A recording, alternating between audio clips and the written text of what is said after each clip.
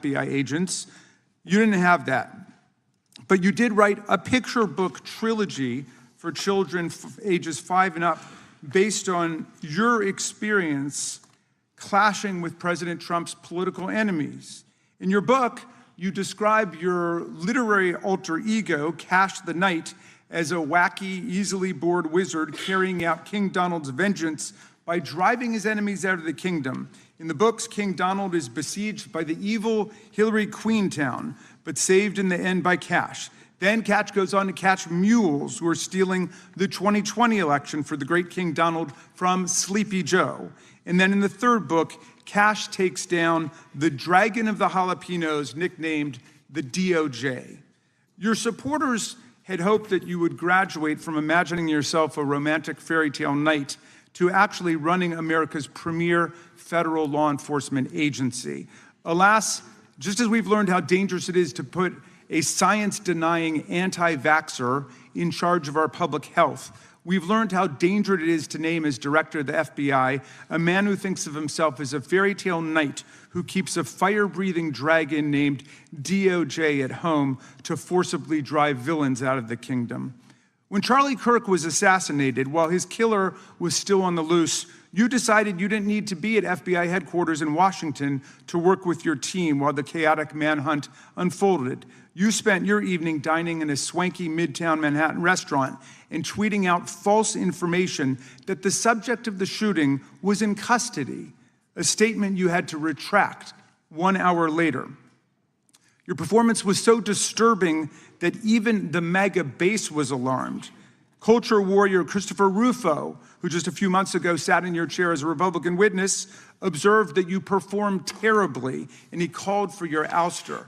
The FBI might be able to survive your delusions of grandeur and the explosively volatile temper that was on display yesterday in the Senate. But the intractable problem is that you are running the FBI not as a law enforcement agency charged with keeping the American people safe, but as a political enforcement agency working directly for the president's vengeance campaign. 7 months in, it's impossible to overstate the destruction, chaos, and demoralization you've brought to the FBI and its workforce and the resulting danger your actions have caused to our country. You've been systematically purging the FBI of its most experienced and qualified agents, division leaders, and experts in counterterror, counterintelligence, and cybersecurity, precisely the people who have the expertise you lack and which the FBI and the country need. They've been expelled from the ranks of the Bureau simply because they did their duty investigating crimes, including those committed by the mob that attacked the Capitol on January 6, 2021, and beat the hell out of more than 140 police officers, or simply because you suspected them of being insufficiently loyal to Donald Trump. You illegally sacked Brian Driscoll, the former acting director of the Bureau and a decorated counterterrorism expert who worked at the FBI for nearly 20 years. According to Driscoll, you told him your own job, quote, depended on the removal of agents who worked on the cases against the president, regardless of whether the agents chose to work on those cases or not. You added, quote, the FBI tried to put the president in jail and he hasn't forgotten it. You forced out the leader of the Salt Lake City field office, Mehtab Saeed, just weeks before Charlie Kirk's assassination, depriving the FBI of an experienced counterterrorism expert described by her colleagues as absolutely the best and legendary. She would have led the FBI's manhunt had she not been fired. When Trump decided that rounding up immigrants with no criminal records was more important than preventing crimes like human trafficking of women and girls, drug dealing, terrorism, and fraud, you ordered the 25 largest field offices to divert thousands of agents away from chasing down violent criminals, sex traffickers, fraudsters, and scammers to carry out this immigration crackdown. Director Patel, you treated the men and women at FBI with disrespect and paranoia. You've assembled a roving band of freelancing henchmen within your office and charged them with conducting unauthorized investigations, targeting and harassing career FBI employees. Amazingly, you forced senior leadership to repeatedly take polygraph tests to prove their political loyalty and pushed out leaders who refused these demeaning exercises. And now we're seeing one very clear reason why you want to build a political FBI. The Epstein files.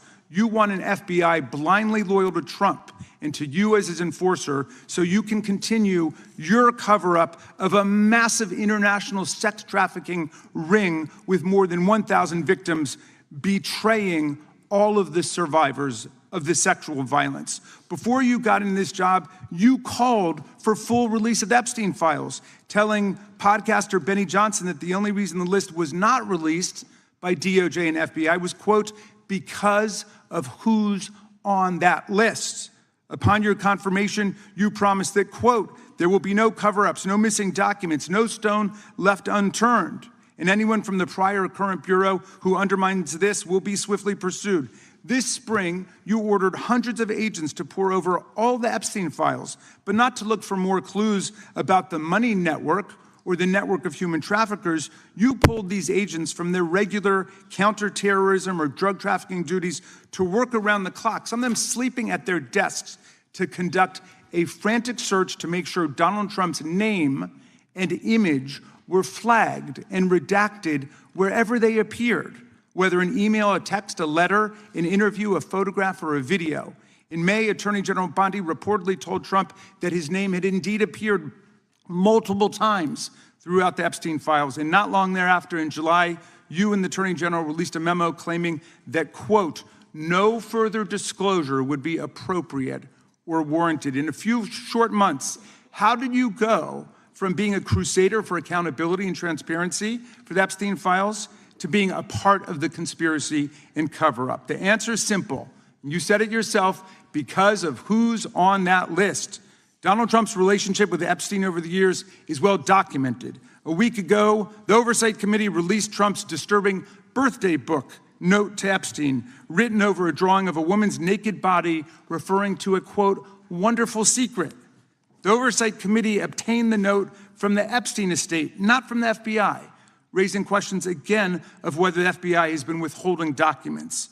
While you're unleashing the FBI to cater to Trump's desire to shut down the Epstein inquiry, the first 9 months of the Trump presidency have seen a spate of political violence and domestic terror events. We saw deadly attacks on political figures on both the left and the right. The brutal assassination of Minnesota Democratic House Speaker Melissa Hortman and her husband, and the attempted murder of Democratic State Senator John Hoffman and his wife, who miraculously survived a combined 17 gunshots.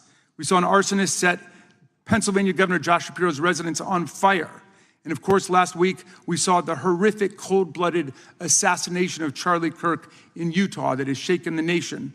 1 minute after Charlie Kirk was shot in the neck, a 16-year-old shooter in Evergreen, Colorado, radicalized by white supremacist ideology online, opened fire and critically wounded 2 other students at Evergreen High School. We've seen lethal anti-Semitic violence, including the murder of 2 young Israeli embassy staffers just blocks from the Capitol, and then in the attack on a gathering of Jewish people in support of hostages held in Gaza in Boulder in June. We've seen continued mass shootings at schools, like the domestic terror incident at a Catholic school in Minneapolis last month, which killed 2 children and wounded 18 others. And in August, a man fired more than 500 bullets at the Centers for Disease Control and Prevention, killing a police officer who was a Marine veteran and a father.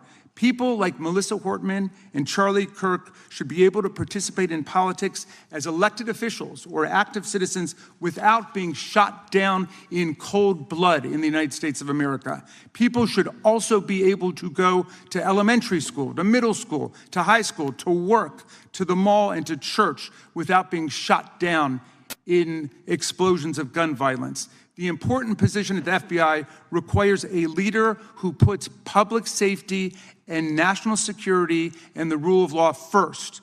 I'm afraid, Director Patel, you've given us reason to believe you've used the powers of the FBI to serve Donald Trump and his agenda of partisan retribution. You've broken your promise not to do that. You've betrayed Jeffrey Epstein's victims and survivors. You've turned your back on the career law enforcement officers of the FBI, and as a result, you've left all of us less safe than before. Mr. Chairman, I yield back. Gentleman yields back. That opening statement may have been longer than any book director's ever written or anyone else has written. Without objection, all of the opening statements will be included in the record. We will now introduce today's witness. Mr. Patel has been the director of the FBI since February of 2025. He previously served as Chief of Staff at the Department of Defense, Deputy Director of National Intelligence with the National Security Council, and also as a congressional staffer, as a federal prosecutor, where he focused on national security cases, and he also worked as a public defender in the state of Florida. We welcome our witness, appreciate his work, and thank him for appearing here today. We will begin by swearing you in. Director, would you please stand, raise your right hand. Do you swear or affirm under penalty of perjury that the testimony you're about to give is true and correct to the best of your knowledge, information, and belief, so help you God? Let the record reflect that the witness has answered in the affirmative. You can be seated as you are. You know, you've been through this yesterday. Did a fine job. Please know that your written testimony will be entered into the record in its entirety. Accordingly, we ask that you summarize your testimony. Director, you may begin. Good morning, Mr. Chairman, Ranking Member Raskin, and members of the committee. I want to begin today by discussing the appalling assassination of Charlie Kirk. It's important for this FBI to be transparent without jeopardizing our investigations, so a little bit of the timeline is important. Charlie Kirk was unfortunately assassinated on September 10th. We immediately, the next day, released images early in the day in local time in Utah to start the public partnership in our manhunt for the assassin and culprits. At approximately 5 p.m. local time, I arrived on the ground and walked the crime scene myself, and we flew multiple FBI assets in and out to process DNA simultaneously while bringing in evidence response technicians, hostage rescue teams, and other experts to assist state and local law enforcement with their investigation.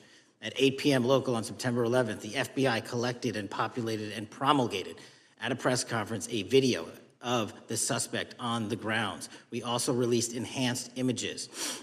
Due to that release that I directed and ordered, the suspect involved was apprehended and in custody at 10 p.m. local time. That's less than 2 hours after we did the video release and the photo release. So within 33 hours, that individual suspect was in custody, and his family, who has since been interrogated, specifically stated to FBI interrogators that because of the video that the FBI released at my direction and because of the photographs that they released, they identified their son, they confronted their son when he swung by their home, and that's what led to his apprehension.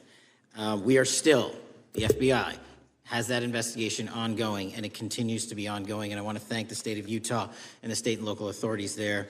And I also want to thank the Attorney General and President Trump for directing resources to allow us to conduct that investigation as we have. Under this administration, the FBI has arrested more than 23,000 violent criminals, 23,000 in 7 months. That's twice as many year to date last year. We've taken over 6,000 firearms off the streets. 6,000 guns are no longer in the hands of criminals in 7 months. We've identified and found and located 4,700 child victims.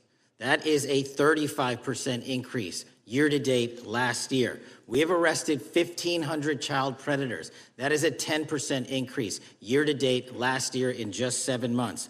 We've assisted our partners with countless counterterrorism operations around the world. We've captured, at the FBI, 4 of the most top 10 wanted fugitives in the world in 7 months. To put that in perspective, that's as many as my predecessor nabbed in the entirety of the Biden administration.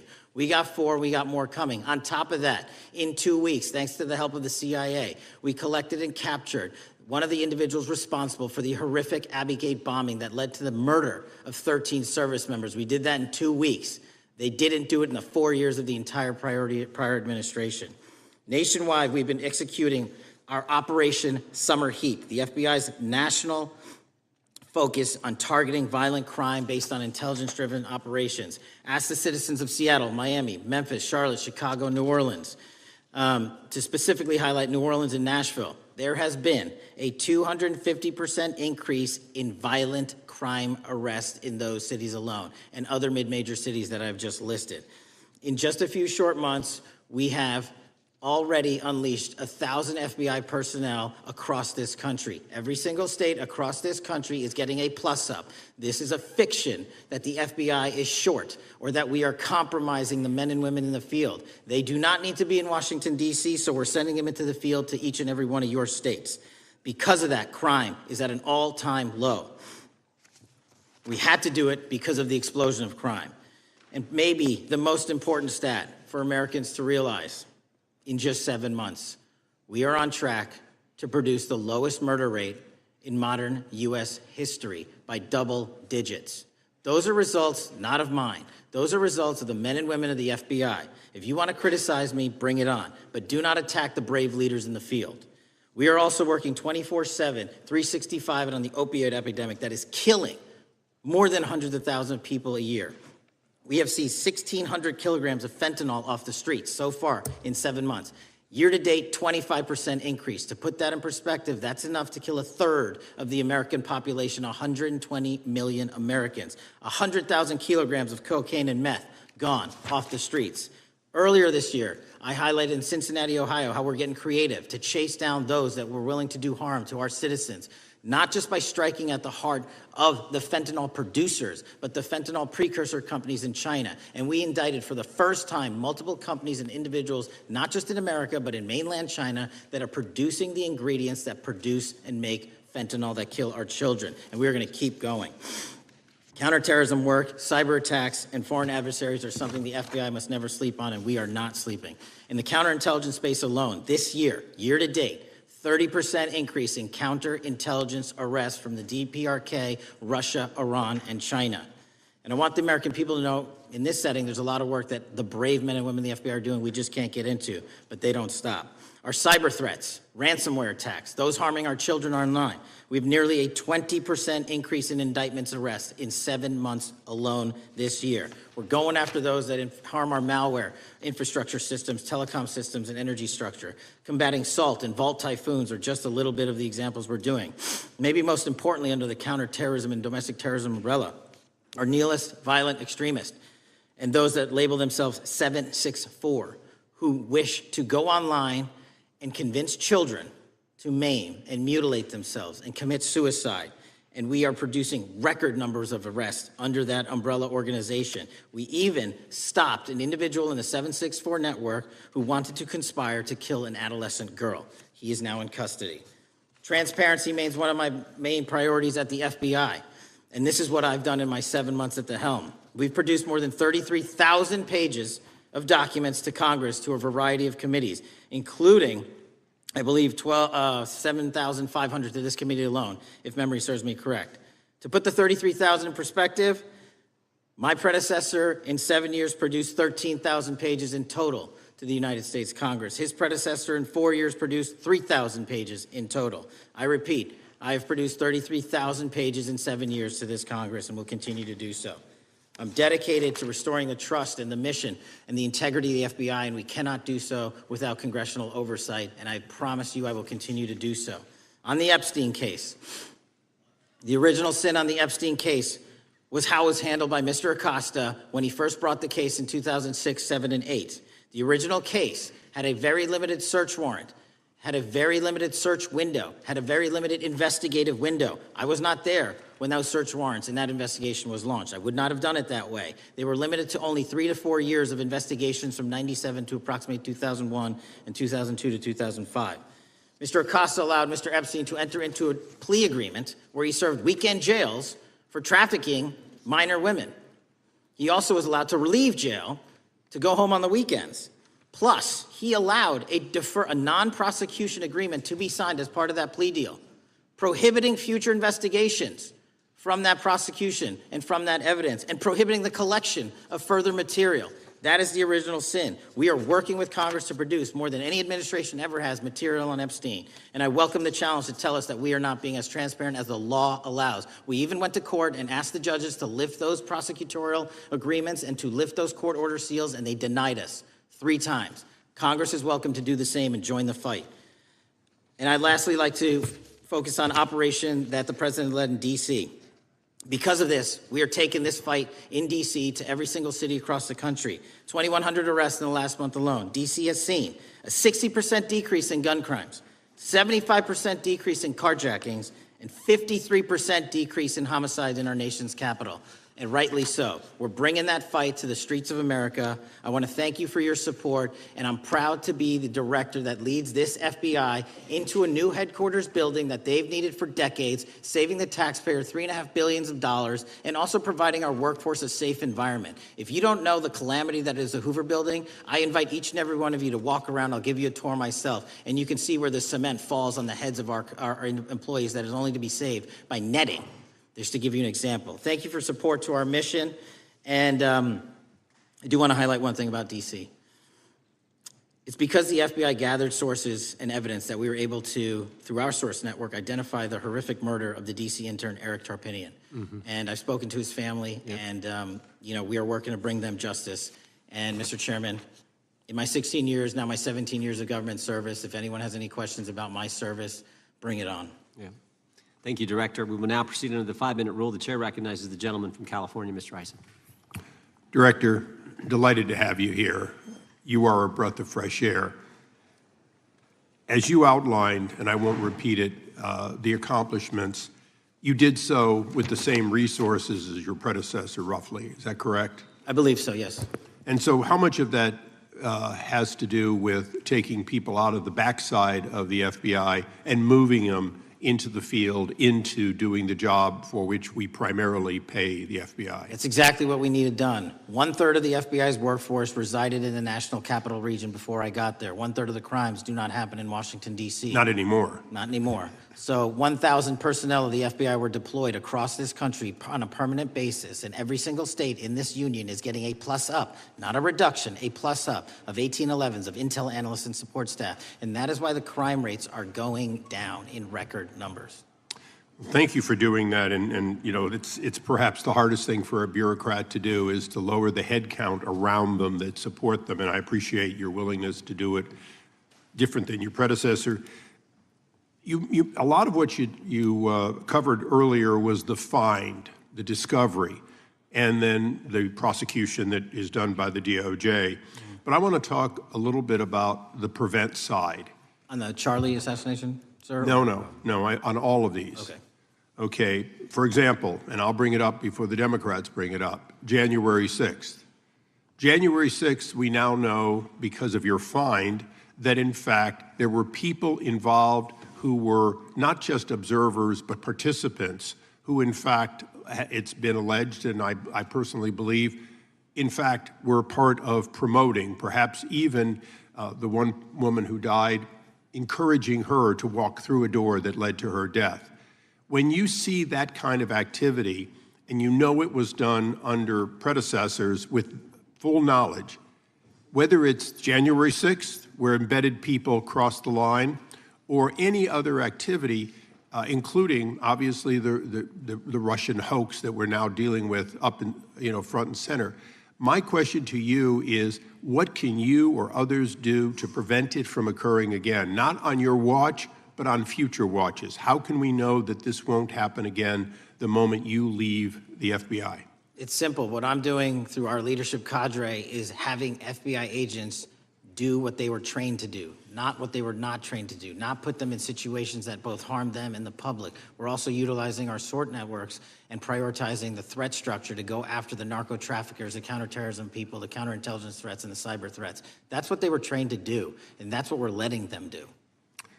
One major question I have, after decades of doing this, on our side of it, both the chairman, myself, and others, both at Oversight and here, have seen that the FBI and the Department of Justice hide behind non-statutory practices. Now, you've changed the interpretation of many of those practices. That's why we're getting the discovery that was previously withheld.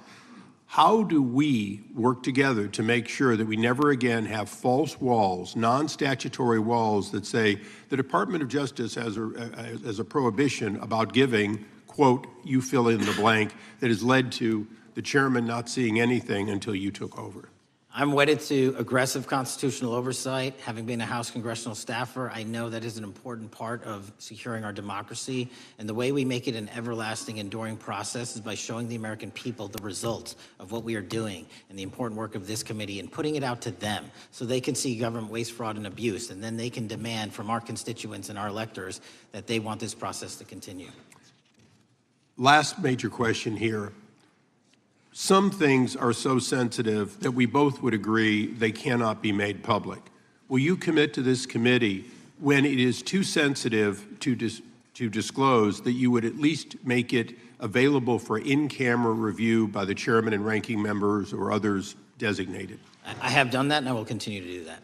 Well, thank you. Mr. Chairman, this is a breath of fresh air. This is the beginning of what we need. But my questions today for the director are ones in which I believe that we do need to codify by agreement or by statute, if necessary, the kind of openness and transparency that we're seeing from this administration, the kind of discovery that's allowing us to do our oversight properly. And I would hope that that be the follow-up to this, obviously along with the Attorney General. And I yield back my 4 seconds. Thank you. The gentleman yields back. The gentleman from New York is recognized. Thank you, Mr. Chairman. Welcome, Director Patel. In the wake of the tragic murder of Charlie Kirk, Donald Trump said, quote, "Violence and murder are the tragic consequences of demonizing those with whom you disagree, day after day, year after year, in the most hateful and despicable way possible," close quote. I would note for the record that Donald Trump has famously demonized practically every person he has ever disagreed with, and therefore, using his own logic, he has put their lives at risk. I should know, about 2 weeks ago, when I announced my decision not to decision not to seek re-election, many people on both sides of the aisle, including the chairman, offered me well wishes and thanked me for my service. Donald Trump, on the other hand, took to Truth Social to call me a, quote, "psychopathic nut job," among other things. Yesterday, I received a threatening note filled with anti-Semitic comments and hateful attacks that mimicked some of the same language used by the president. I am sure many of us on this committee face similar threats every day. We have seen political assaults on both the left and the right. The attack on Charlie Kirk, the attempted assassination of the president, the murder of the Democratic Speaker of the Minnesota House, the assault on Paul Pelosi, and the attack on the Capitol on January 6th, for example. Director Patel, do you agree that there is political violence from both the left and the right?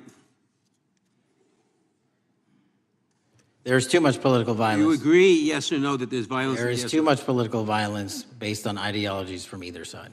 From either side, okay. Are you aware of the study by the Cato Institute, a well-known conservative group, that found that 69% of the violence is from the right? I'm not familiar with that study. You're not familiar, okay. I would commend it to you. Are you aware the administration has threatened to use violence as an excuse to crack down on liberty and freedom of speech? Say that again, I'm sorry? Are you aware the administration has threatened to use violence as an excuse to crack down on liberty and freedom of speech? Nobody at the FBI is doing that. I didn't ask you about the FBI, I said the administration. I speak for the FBI. I would like to enter the record an article from today's New York Times titled, "Trump Invokes Kirk's Killing in Justifying Measures to Silence Opponents." In the wake of Charlie Kirk's killing, President Trump and his allies have laid out a broad plan to target liberal groups, monitor speech, revoke visas, and designate certain groups as domestic terrorists. I ask unanimous consent to insert this into the record. Thank you. Politicizing the murder of Charlie King to go after free speech is not a legacy I believe Charlie King would have wanted. Moving on, I want to address another topic. The FBI has traditionally played a key role in prosecuting public officials for corruption. But I fear that at a time when the president is accepting planes from Qatar for his post-presidential personal use, issuing pardons to major donors, and personally profiting from the office of the presidency, the FBI may be abandoning its commitment to investigating public corruption. Since its creation in the wake of the Watergate scandal, the Public Integrity Section has been one of the crown jewels of the Department of Justice, investigating and prosecuting corruption among the nation's public officials and acting as a key safeguard against politicized prosecutions. This section's work has been supported by an elite squad in the FBI devoted specifically to rooting out corruption. But according to reports, the Public Integrity Section has now been decimated, and the FBI's Public Corruption Squad has been disbanded. I would like to submit for the record a New York Times article entitled, "FBI Dismantles Elite Public Corruption Squad." I ask unanimous consent. Thank you. These actions are an invitation to corrupt politicians to break the law, since they know that the government is asleep at the switch. Last month, Senator Warren and I, along with dozens of other members of Congress, wrote to you and Attorney General Bondi expressing grave concern over your decision to effectively legalize corruption and to politicize prosecutorial decisions. And he asks unanimous consent to enter this letter into the record. Thank you. I don't have time today to walk through all your questions, all of our questions and concerns, but will you commit to answering this letter in short order so that we can understand what factors led to this decision and how it has impacted the ability to hold corrupt officials accountable? I will review your letter with my team and respond as soon as I can. You will respond. Thank you. I yield back the balance of my time. Gentleman yields back. Gentleman from Arizona is recognized for 5 minutes. Thank you, Mr. Chairman, and thank you, Director, for being here. I appreciate the change in the FBI and the tone since you've been there. We heard the ranking member, however, describe the FBI under your leadership as being resorting to political enforcement and you personally as being paranoid. I would just suggest that perhaps that is the projections of the ranking member himself and not you, sir. I want to refer to something that was said yesterday in yesterday's hearing by Senator Grassley. He said, it's well understood that your predecessor left you an FBI infected with politics. At your nomination hearing, he gave you records, made public records about whistleblowers regarding something called Arctic Frost. Arctic Frost was the FBI case opened and approved by anti-Trump FBI agent Thibault, and Arctic Frost became Jack Smith's elector case. The new records show that Arctic Frost was much broader than just an electoral matter. In fact, it was expanded to Republican organizations. Some examples of the groups that the Ray FBI sought to place under political investigation included the Republican National Committee, Republican Attorneys General's Association, and Trump political groups. In total, 92 Republican targets, including Republican groups, Republican-linked individuals, were placed under the investigative scope of Arctic Frost. On that political list for investigation was one of Charlie Kirk's groups, Turning Point USA. In other words, Arctic Frost wasn't just a case to politically investigate Trump. It was the vehicle by which partisan FBI agents and DOJ prosecutors could achieve their partisan ends and improperly investigate the entire Republican political apparatus. I'd ask that, Mr. Chairman, that document be administered. Without objection. So, I know that this may be under current investigation, but I wish to ask specific questions about this for just a moment. What search tools were used in Arctic Frost to view private communications of targets? I believe the traditional search tools, search warrants, lawful service of process, and the tools that the FBI has in our infrastructure systems, cybersecurity systems, and counterintelligence systems. But generally speaking, if I may, I want to use this to highlight the fact that I'm continuing my promise to work with Congress to produce documents simultaneously and also conduct ongoing investigations. I'm giving you as much as I can, and I'll give you more when I can. Thank you. Another question regarding that is, were there any directives from the Biden White House concerning the Arctic Frost investigation? Were there any, directives or communications from the Biden White House itself concerning the Arctic Frost investigation? I'll just rely on what was turned over to date, sir. Okay. So I want to add here, the search warrants that were used included the seizing of a U.S. member of Congress, his phone. I think we all know who that was and how that was taken away and used for political purposes, Mr. Chairman, Mr. Director. So we'll leave that for a second, and let's go over to the Charlie Kirk case for just a second. Let's emphasize this. How many hours did it take from the assassination to the arrest of the assassin, Mr. Director? 33. That seems pretty swift, and it was because of the actual release of videos and photographs that you directed to be released, sir. That's correct, and to put it in perspective, the Boston bomber took 5 days and Luigi Mangione took 5 days. Was the platform Discord forthright from the start with law enforcement about the shooter's communications on its platform? Discord, the platform ownership, has been working with our lawful process, and we are obtaining materials from them on a rolling basis. Thank you.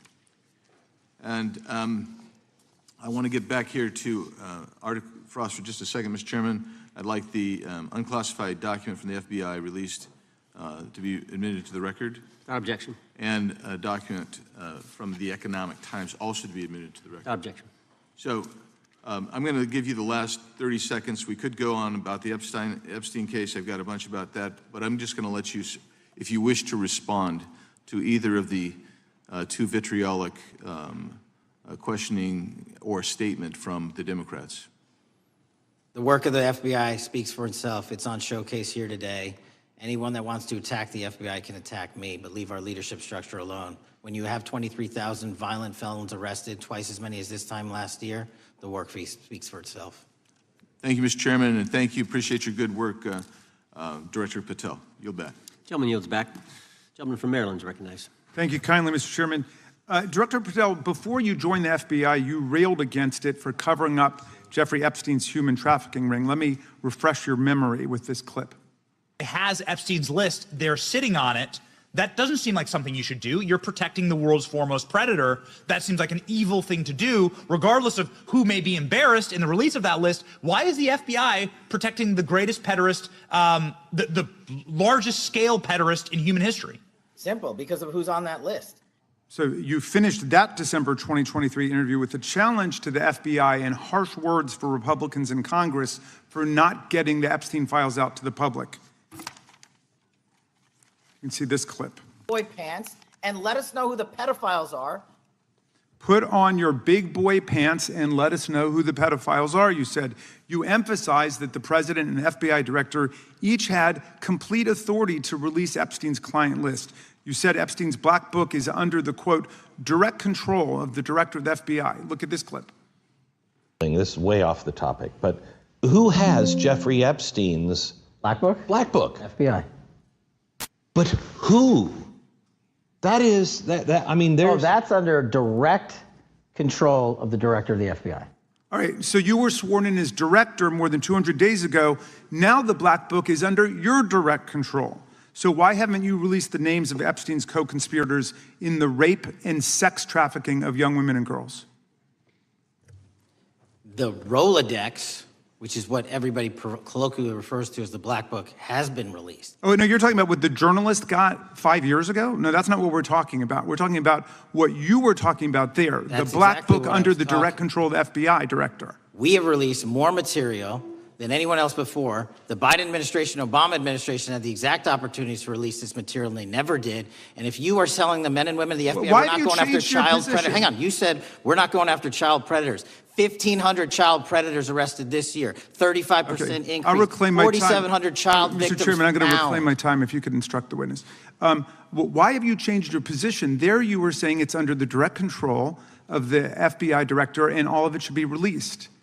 Why have you changed your Everything position? that has been lawfully permitted to be released has been released. And as I told you, Really? the investigation was limited. And let me make something crystal clear. I never said Jeffrey Epstein didn't traffic other people, other women, and they're not other victims. This is the investigation we were given from 2006, 7, and 8, and the search warrants from 2006, 7, and 8. That's what we're working with. Well, wait, have you released all of the stuff that the FBI has seized from Epstein's house? The computers, the emails, the file cabinets, the documents? What about the financial records? Have you released all of that? Everything the court has allowed us to Which release. court are you talking about? 3 separate federal courts have come in and said. We're there are talking about the 3 evidence you've got. It's got nothing to do with what those courts have. Do you have any We're talking idea about the how the evidence. law works? Wait. Do you want me to break the law in a federal judge's order? No, I want you to satisfy follow your own curiosity? word, Director Patel. You said up there it was under the direct control of the FBI director. He had the black And book. everything I have direct control over, we have gone to court. You haven't. Complete We your went sentence. to court. Everything you have direct control over, you said. Have gone to court, and everything we have direct Director control Patel, over. complete your and sentence. can You said everything- lawfully Like to release. the We're gentleman- releasing. He'd like to complete his answer. You began the sentence, everything you have direct control over, and then you stopped that sentence. You've released everything that you have direct control over? And I have direct control over and can lawfully release. If you're not familiar with the court orders, that's not my fault. Oh, I'm Go perfectly, look at them. I'm Go perfectly to familiar court. with them. But how did we prosecute Ghislaine Maxwell? She was prosecuted with the investigatory material that was collected from 2001 and 2005. Because of the non-prosecution agreements and the court orders on the investigations and search warrants, we were not able to develop new information. And oh, by the way, Jeffrey Epstein was out for 12 years, and the Obama and Biden administration did nothing to look at his work, his pedophile network. If you want to blame me, that's fine. But now you're blaming the men and women who conducted No, this stop great that. search. I'm not blaming anybody other than you. You're not keeping your word. You said that you would release all of the materials Has under your anyone direct released control. more information on Epstein than I have? Has anyone? Much did more. Comey, did Wray? Much Did more. they? Excuse me. Much more has come out in the days since the American people in Congress have been demanding it, but it's coming out in dribs and drabs. Why don't you just release the entire file as you promised to do? I literally just told you, there are multiple federal court orders. I'm not going to break the law to satisfy your curiosity. You didn't join us when we filed court to release the court orders. You could have. You have lawyers. You could have shown up. You didn't do that. That's a tiny fraction of the material we're That talking is about. not. It is a tiny fraction. How do you know that? Have you seen everything? It's all misdirection. How do you know Time that? of the gentleman has expired. The gentleman from California is recognized. Well, thank you. Mr. Director, just to be clear, how many of the Epstein files were released in the 4 years of the Biden administration? 0. And how many have you released? I don't have the number, but it's got to be thousands of pages of stuff. I was going to ask you to begin whether Americans are safer today than they were 9 months ago, but you cited dramatic increases in criminal arrests since you've taken office, a dramatic decrease in crime that's resulted. Who would have thought that taking criminals off the streets would reduce the crime rate? But somehow we have stumbled upon that new truth. But it begs the question, what was the FBI doing during the 4 years of the Biden administration to see that dramatic an increase in work under your tenure? The simple answer is I'm letting good cops be cops. We're working with our state and local law enforcement. We're energizing our partnerships. We're bringing on more task force officers. When you have more cops in the streets, when you're using ground-based intelligence, when you're not weaponizing law enforcement and focusing on D.C. and focusing on the rest of America, this is what happens. It is not a significant mind shift in terms of how we maneuver the FBI. They've wanted to do this work since they signed up. We're just letting them.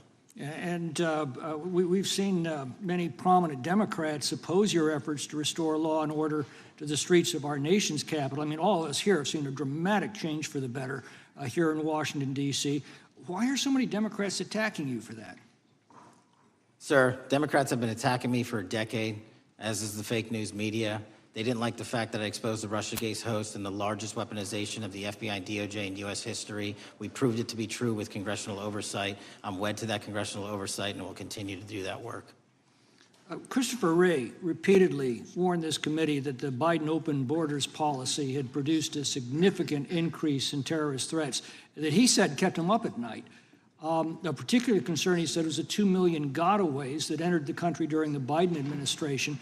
That's an average of 41,000 every month. What are the monthly gotaway numbers today?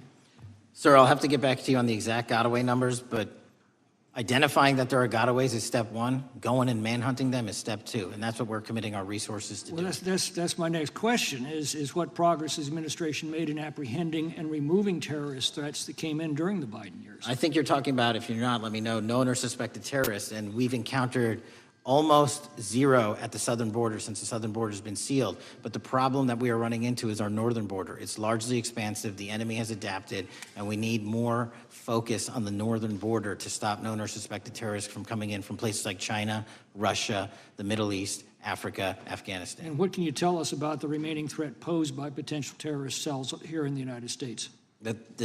The terrorist threat that continues to be posed by international terrorists here in the United States is one of my highest priorities.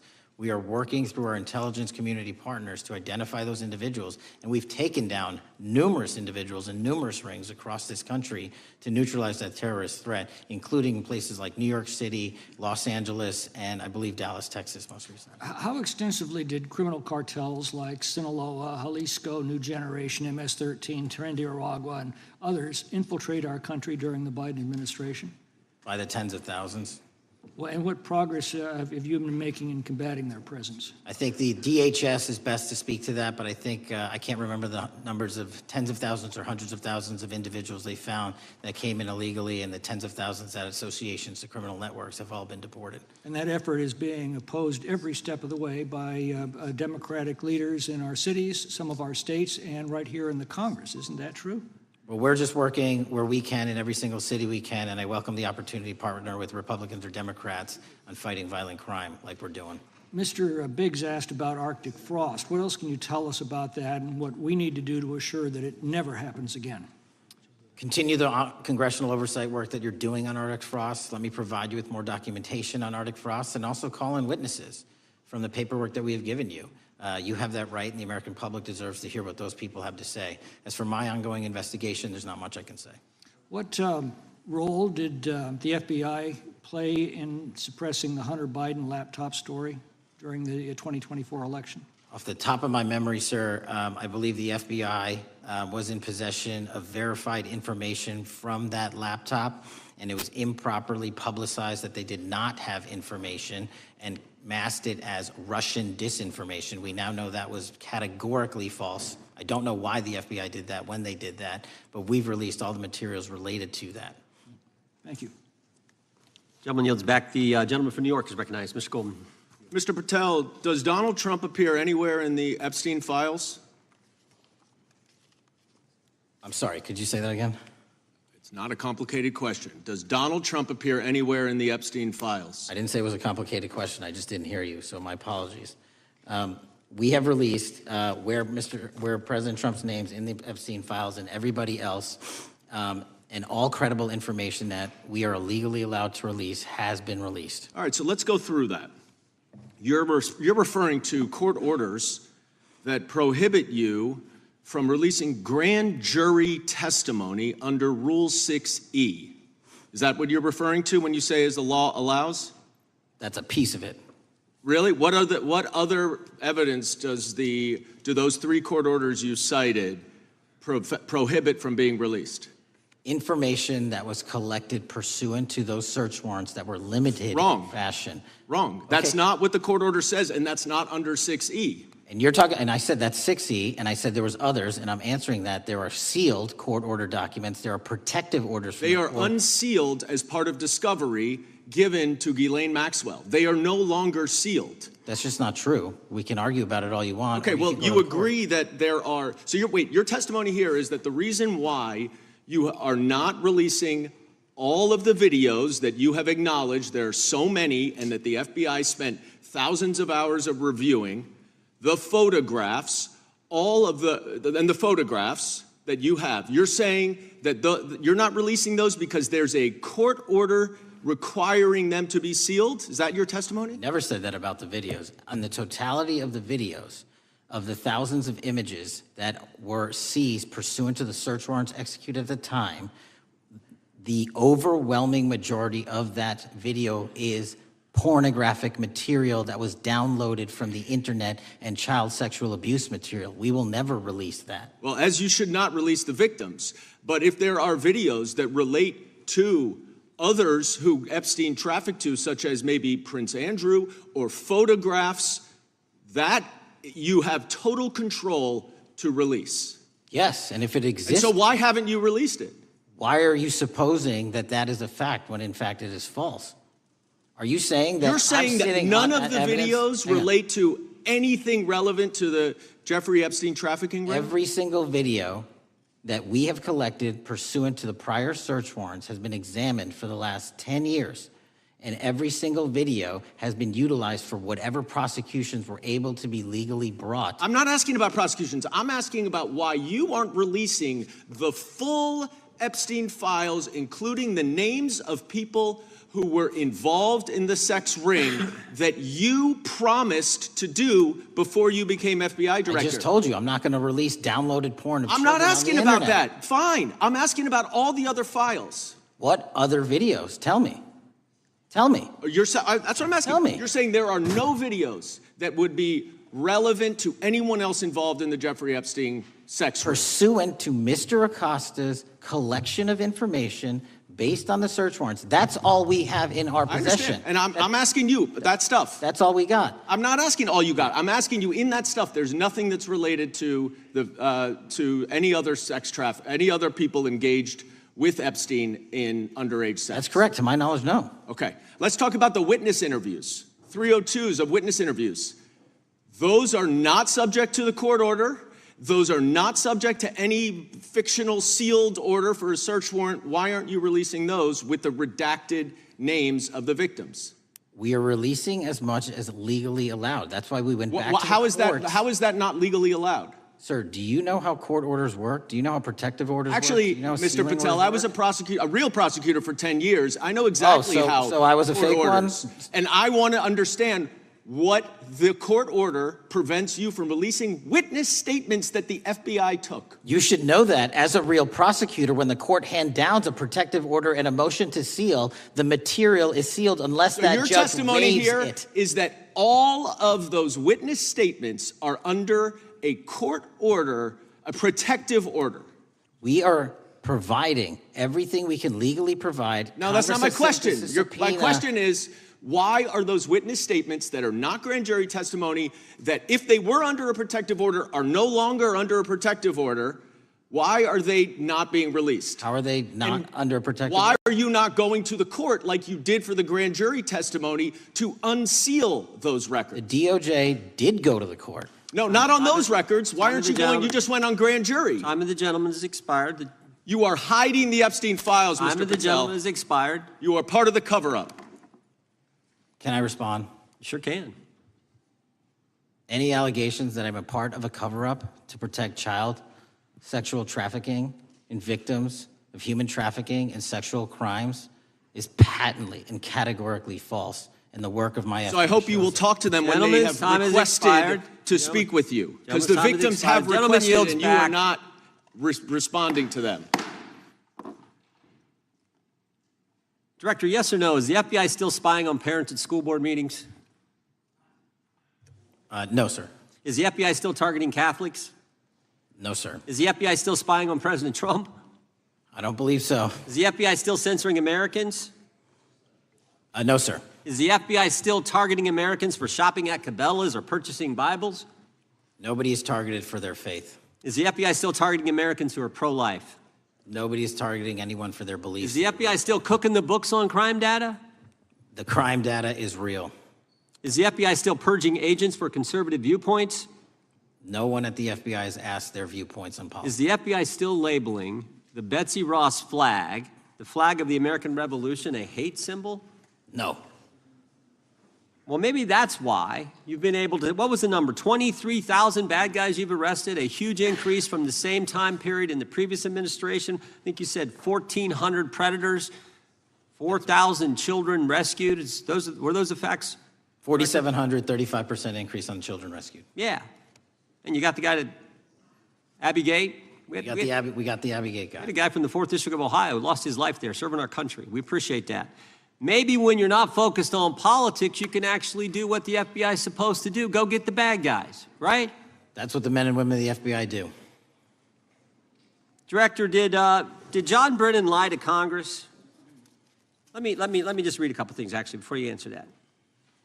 2 years ago, we had Mr. Brennan in for an interview, and I asked him, how'd you learn about the dossier in December of 2016? Mr. Brennan replied, I received a copy of it from the FBI, and the CIA was very much opposed to having any reference or inclusion of the Steele dossier in the intelligence community assessment. That's what John Brennan told the United States Congress. 7 weeks ago, the Director of National Intelligence told us this. John Brennan lied and denied using the dossier in the intelligence community assessment because he knew it was discredited. CIA officer told the House Intelligence Committee Brennan refused to remove it, and when confronted with the dossier's main flaws, he responded, yes, but doesn't it ring true? John Brennan lied to us? Mr. Chairman, I won't stylize the evidence. What I will say is that the intelligence community assessment, those that created it and any individual involved with it, is an ongoing investigation. There's an investigation into what took place in December and January of December 2016, January 2017, when this whole thing started, this grand conspiracy. That is being investigated, is that right? That has been publicly announced by the department. That's been announced by the department. Did Chris Wray hide documents from this committee? You would know better than me, sir. Well, I think you told us like 700 pieces of information you've given this committee since you've been the director relative to just one incident, the Catholic memorandum from the Richmond field office. I can give you the comparison, sir. Yeah. The Catholic memo, I believe we turned over 750 documents. In Mr. Ray's tenure, I believe they turned over 19 pages. 19 pages. You've given us 700. Why would Chris Wray hide information from this committee? You'd Want have to to hazard a ask. guess? I'm sorry? Hazard a guess why he would do that? I don't know, sir. I think maybe it was because FBI was spying on a priest. trying to get him to break the priest-penitent confidence that exists? You think maybe that was the reason? You'd have to ask him, sir. Yeah, we'd love to do that. I want to read a few names here. Arctic Haze, Tropic Vortex, Riding Hood, Foggy Falls, Echoes Fate, Sirens Lure, Genetic Christmas. What are these code names about, Director? You know? Not off the top of my head. Well, Arctic Haze, Tropic Vortex. My understanding, these are code names for leak investigations of classified information from the year 2017. Does that ring a bell? In terms of leak investigations, many of those are classified and many of those are ongoing, Mr. Chairman. But we are working with you to produce documents as we close those investigations or as we declassify them. Let me ask you this question, because this is something I've wondered about, the way the FBI used to work. Wade, this whole thing kind of, so many of these things unfolded. Seems to me you had all these people in government leaking information that then gets reported in the press, and there's a story written about it, and then that article is then used to further the investigation and move forward with what they want to do. Did that take place back in 16 and 17? That's the exact scenario that took place in the FISA application for Carter Page and the rest of the Trump campaign. And that is frightening, because that's what the CIA is supposed to do in foreign countries. It's not supposed to happen to Americans. But it did, didn't it, Director? Yes. And not just any Americans, it happened with the President of the United States. Is that accurate? Yes, sir. Yeah, and you were the key guy in helping expose that. And I think our country will be forever grateful for what you did to let the country know that was going on involving Americans, which is not supposed to happen, and not just, again, any American, but the President of the United States. Chair now recognizes the gentlelady from California. Thank you, Mr. Chairman. I'm concerned by reports that FBI agents have been diverted from their important work on crime and anti-terrorism to work on matters that are not critical to our safety. I'd like to play the video, the whole video Jeffrey clip. Epstein's Black Book? Black Book. FBI. But who?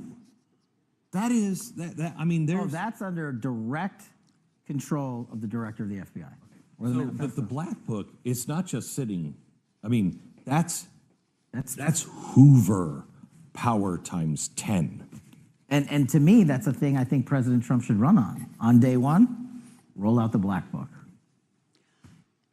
In contrast to that attitude of let it all out, we're getting reports of actions that run contrary to getting everything out and that also involve diversions of FBI resources. For example, an FBI whistleblower reported that you were pressured by the Attorney General to place 1,000 personnel on 24-hour shifts to mine roughly 100,000 Epstein-related records to redact President Trump's name from the files. Bloomberg reported this, that you directed FBI special agents from the New York and Washington field offices to join the Bureau's FOIA employees in Winchester and another building a few miles away, and that while reviewing the Epstein files, FBI personnel identified numerous references to Trump in the documents, and people familiar with the matter said that Trump's name, along with other high-profile individuals, was blacked out. Now, the New York Times reports, and this is a quote, Justice Department officials diverted hundreds of FBI employees and federal prosecutors from their regular duties to go through the documents at least 4 times, including once to flag any references to Mr. Trump and other prominent figures. Details of the review were based on accounts by 3 former FBI and Justice Department officials who spoke on condition of anonymity because of fears of retaliation, and further that the FBI finished, after they finished its review of the files and materials, was sent to a team of Justice Department lawyers who double-checked the FBI's redactions and, quote, were instructed to flag any mentions of Mr. Trump and other celebrities. Now, I have 3 questions for you, Mr. Patel, about this. First, how many times did President Trump's name appear in the Epstein files? Was it more than 100, more than 1,000? Were the agents who were pulled from their duties to redact the president's name from the Epstein files working on criminal cases or national security cases or child sex trafficking cases? And are the number of agents that have been reported diverted for these purposes, is that accurate? No. No what? You asked if it was accurate. I said it wasn't. So you're saying that none of this happened? That, No, I'm saying it was inaccurate. okay. How many times did President Nunz appear in the Epstein files? More than 100? More than 1,000? No, and what we've been able to release is what we've been legally able to release, and that has been No, that's not provided the to question. public. I asked you, how many times did the president's name appear? I don't know. It's your testimony. You do not know that The answer. number of times, no. Could you tell us how many agents were diverted for this task and what they were working on? When you say diverted, you make it seem as if agents were pulled off what they do all the time. Agents at the FBI masterfully do double duty and triple duty. And because of the public's interest in this case, we flexed resources to make sure that we could answer the public's signal demand. So do you want us to look through the material and provide it to you, or you do not want us to do that? So it's Which your, one is it? it's your testimony that no one was diverted from a criminal matter, that this was a top priority to go through these, this material to look for Mr. Trump's name. Is that your testimony? That's the highest priority for the FBI? What's one of the most impressive things about the FBI leadership and the careers that are in place is that they make the decisions on who to send where on priorities and make sure the mission needs are not hurt. And that's what happened here.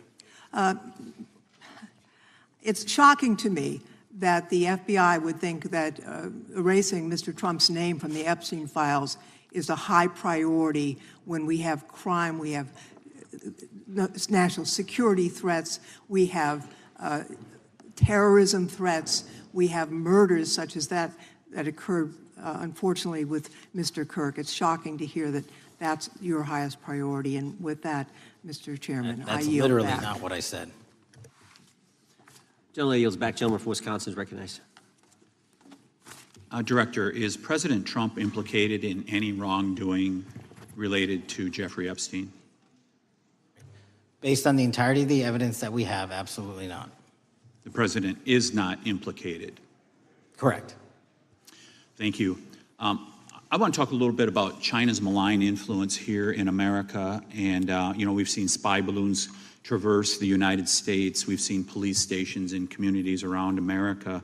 And sitting in the chair you're in just 2 years ago, there was a sheriff from Cochise County, Arizona, Mark Daniels, that was here, who said that the exponential increase in the amount of fentanyl that is coming into America is directly related to the open borders policies of the previous administration. Do you agree with Sheriff Daniels' characterization?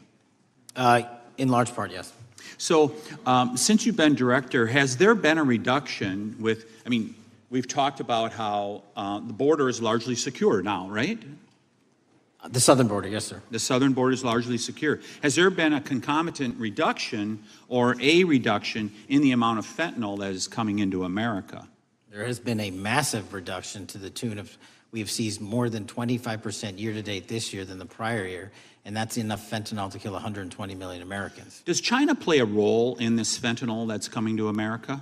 As I stated in my opening, sir, what they do and the companies in China, mainland China, do is produce the precursors and the cutting agents that they ship overseas through various countries into the Mexican drug cartels who produce it. So they basically are the cooks in terms of the ingredients. Tell us, what is the FBI doing to stop China from delivering death to America?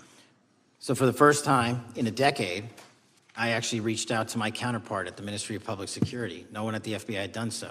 To engage. Ministry of Security, where's that? In mainland China. In mainland China, okay, thank you. To engage in a conversation to say, hey, can we have a certain number of these precursor chemicals listed in China so that they become illegal and illegal to trade. We're also working with our counterparts in places like India and Guatemala because the transshipment routes of the precursors, the Mexican drug cartels have gotten creative, and instead of coming directly to America are going into these countries. And we've had massive success in India and Guatemala, and in those governments' great partnerships in shutting down the ability to ship the precursors into those countries, which are ultimately destined to America. So those people that are working with security agencies have been working with you, is that accurate? Yes, sir.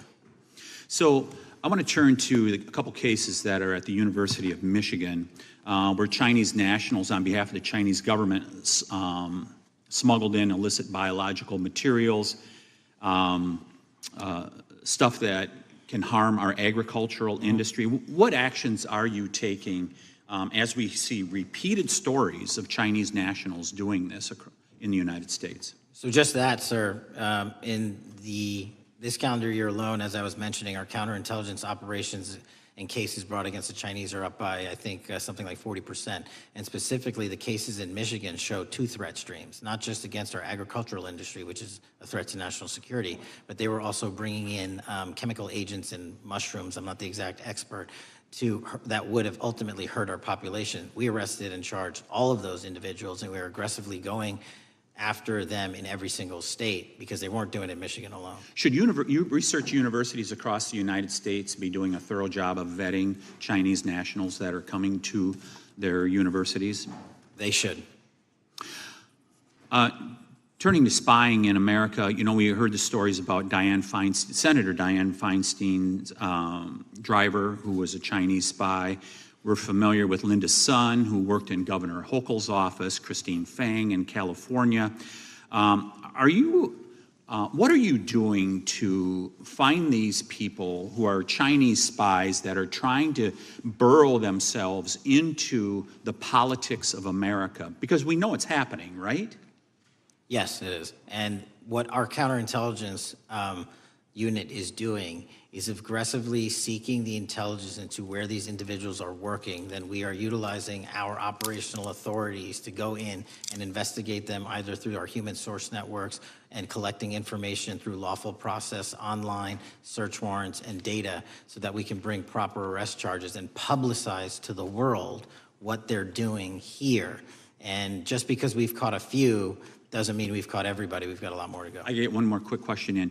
The FBI arrested a judge in Wisconsin, Hannah Dugan, for interfering with a federal law enforcement operation. Could you tell us a little bit about that? And is a judge above the law here in the United States of America? Well, no one is, and that case is ongoing. But as you stated, and these allegations said there was an interference in a federal lawfully executed federal law enforcement priority that was interfered with. I yield back, Mr. Chairman. Gentleman yields back. The gentleman from Tennessee is recognized. Thank you, Mr. Chair. Director Patel, I believe you had primary importance in starting Operation Viper in Memphis. Is that correct? Yes, sir. And Operation Viper brought in the FBI, the DEA, the ATF to help the Memphis police in policing the city. That'll be phase two, sir. Phase one was FBI and local law enforcement in Memphis for the last few months. Okay. You did a good job, and the police director and the mayor have told me that has been helpful, the FBI working with the police. And the FBI are trained in law enforcement. They know Miranda rights, they know how to do policing, and they do a good job working with the police. Do you think that the National Guard is necessary to do the work that the FBI is doing now? Thank you. I do think it's necessary to finish it. What we've done is 500 arrests in Memphis and 110 federal indictments.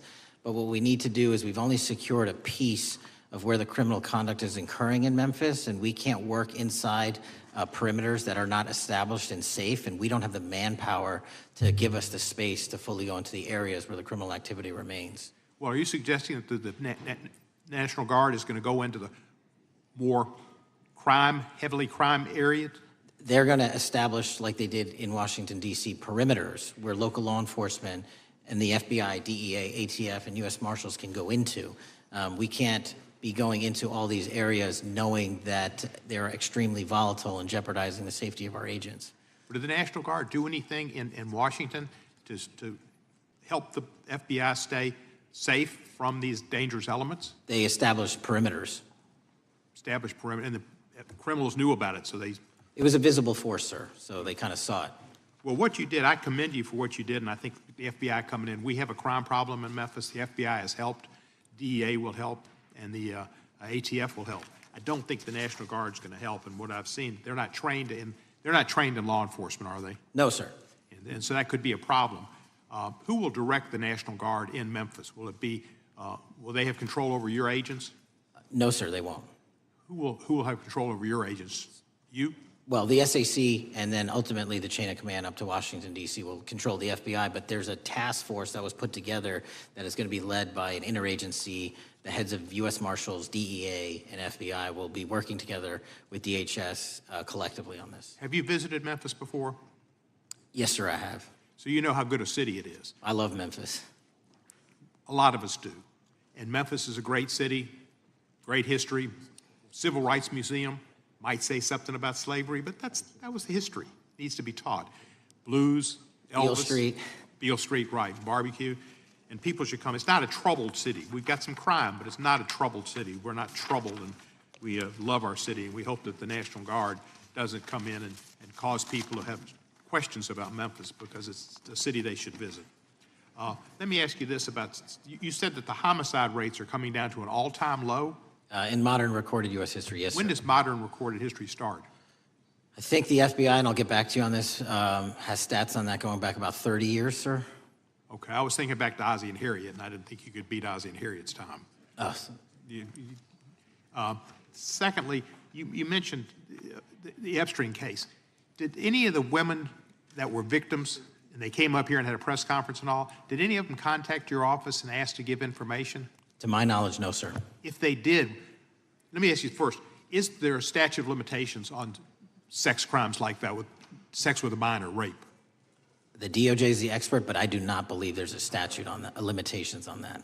So if there's not a statute of limitations, should you not be interviewing those people who know who raped them and the names and the places and give you that information? That seems like that's a treasure trove of information, and it's a serious, serious, serious number of crimes. Sir, I couldn't agree with you more. We've been very public about asking individuals to come forward with new information, and we would run out every single lead on that. Well, I'm sure the women will come forward, especially today, to be sure that they will get an opportunity, because that seems like something we ought to do.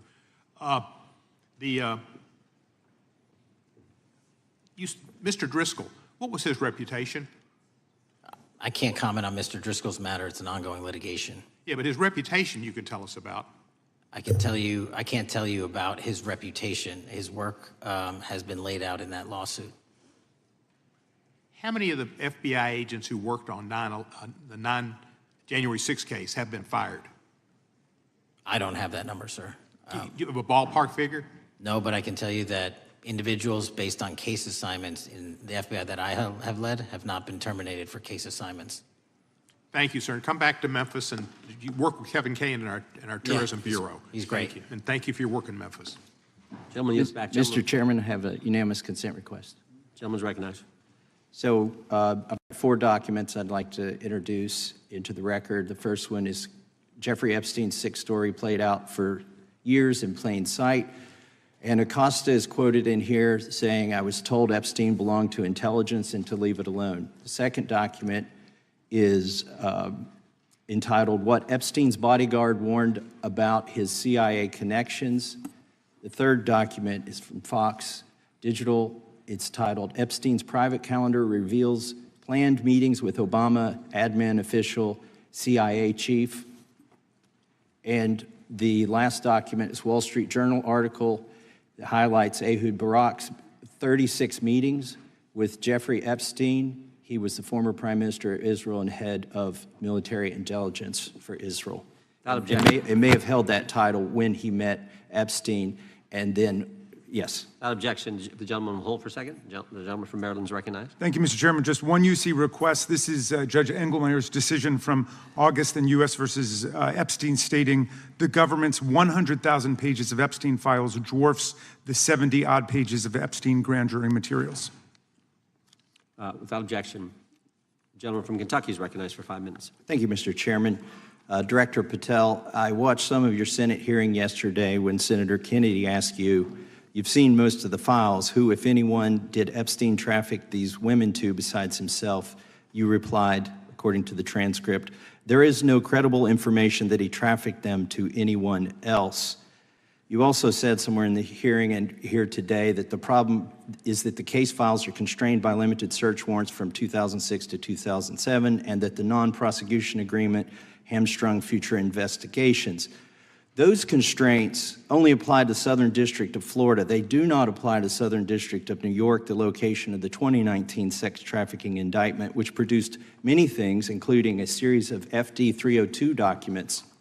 According to victims who cooperated with the FBI in that investigation, these documents in FBI possession, your possession, detail at least 20 men, including Mr. Jess Staley, CEO of Barclays Bank, who Jeffrey Epstein trafficked victims to, victims including minors, such as Virginia Roberts Giuffre, may she rest in peace. That list also includes at least 19 other individuals, one Hollywood producer worth a few $100 million, one royal prince, one high-profile individual in the music industry, one very prominent banker, one high-profile government official, one high-profile former politician, one owner of a car company in Italy, one rock star, one magician, at least 6 billionaires, including a billionaire from Canada.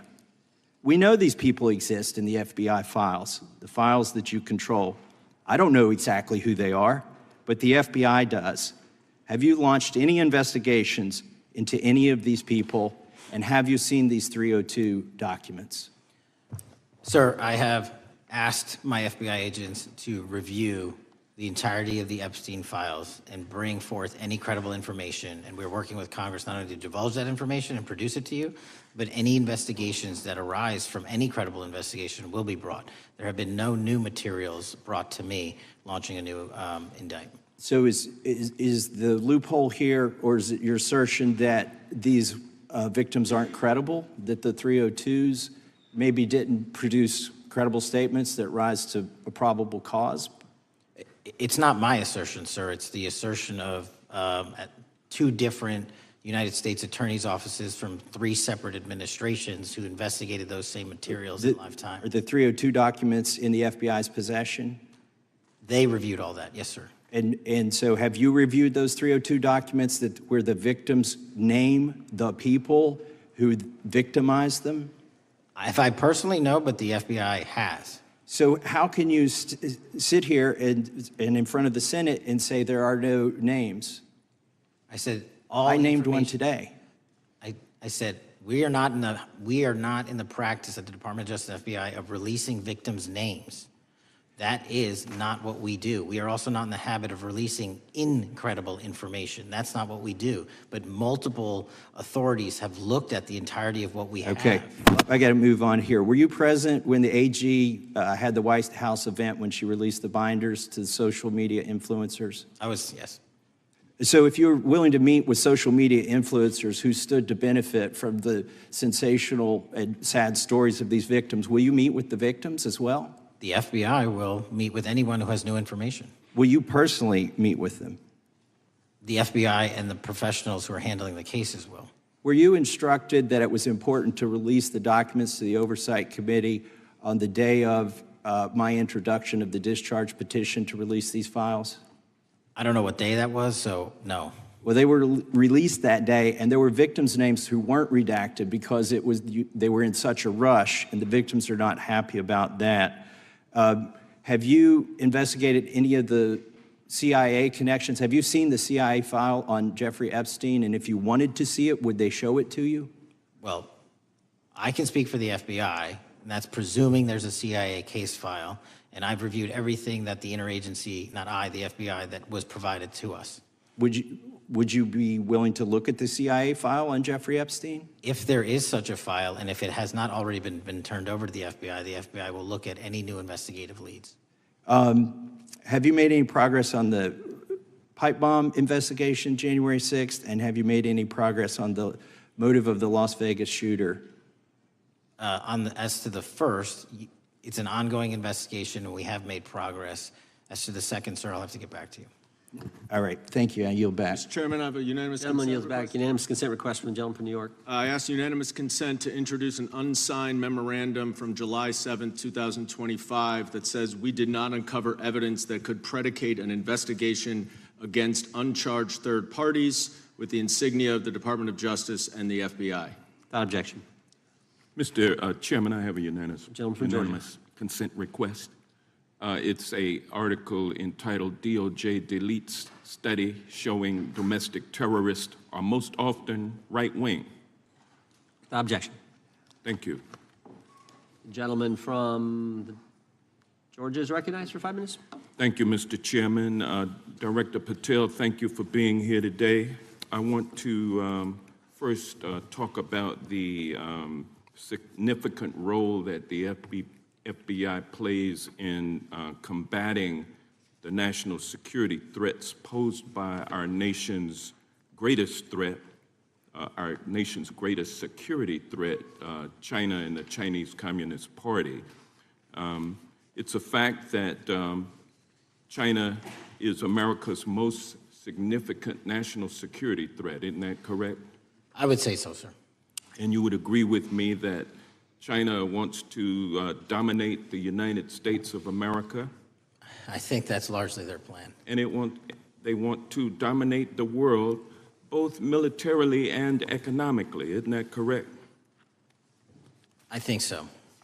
And sir, you've been FBI director for the last, 8 months? 7 months, yes. 7 months, and during that time, have you held any stock in any companies founded in China? I don't believe so. Well, you do own stock in a company known as Elite Depot, don't you? Which one, sorry? Elite Depot. You own stock. I think that's, I'll have to get back to you. I think it's a law firm and it's a company out of Singapore. Okay, well, no, the company out of Singapore, which is owned by Elite Depot, is the Shein Company, which was founded in China, correct? That company operates out of Taiwan. Well, they changed their headquarters from China back in 2022 to Singapore for tax purposes, but it's owned by a Chinese billionaire. I think his name is Charlie Zhu, and you own stock in the company that owns Shein. Which I disclosed during my confirmation process. You certainly did. And now, do you still hold that stock in that Chinese company? Pursuant to the Department of Justice, who reviewed my material that was submitted during my confirmation process, I was able to hold certain stocks, and they made the decision. You still hold the stocks that you have? You still hold on to these Chinese stocks, these stocks in this Chinese company? I disagree that it's a Chinese company, but I was in the DOJ, when you're appointed, makes a call on what you can and can't possess. Well, now, let me ask you this. Chinese companies steal trademarks, they produce counterfeit products and sell them over the internet on platforms such as Shein. They steal intellectual property. They steal data from American companies. And to me, it seems inconsistent with your role as FBI director that you would own stock in a company that is based in a country that is the nation's premier national security threat. It's like you are putting your own financial security over the security of the nation. I disagree with that characterization. Well, I think the American people look at it like it's a classic situation of the fox guarding the hen house. If the FBI is charged with investigating espionage, economic espionage by companies controlled by the Chinese Communist Party, and you are the director of the FBI, you've got a conflict of interest. Sir, I would just show if there's any intimation that I'm against. Why are you holding on to this stock? It wasn't a decision I made. And it's valued at up to $5 million as of when you last reported, correct? $5 million in stock? No, I don't follow it. You don't follow it, but you're still making money off of it. I don't have any money off of anything. Well, what I have done... Trump's trade policies directly impact the value of that Chinese stock. Won't you agree with that? Which trade policy? I'm not a trade expert. Okay, all right. But I want to tell you this. Crazy on me today. Let me ask you this question. Why are you hiding pedophiles? Why are you shielding pedophiles? Why are you protecting pedophiles? That is maybe the most offensive thing you could say to me, given the numbers. Well, you have not released Given the the Epstein numbers files of pedophiles. You are aware of the we have Epstein arrested. client list that was published in the 18,000 The gentleman emails has released? expired. The gentleman yields back. Can you answer the question? Can I just respond? Of course, the gentleman can answer the question. Since I took over the FBI, there has been a 33% increase. Sir, all of that counter- started under Christopher Your Wray. time is done, but No, it didn't. the witness gets All to of answer that the started question, under and the then we'll go to our previous, next. 33 FBI director, sir, and you're coming in here trying to take credit for something that a previous director Gentlemen, instituted and largely brought to conclusion. I take I no think it's credit. made clear that offensive. the director It's offensive. has numbers are so incorrect much also. better than the previous director.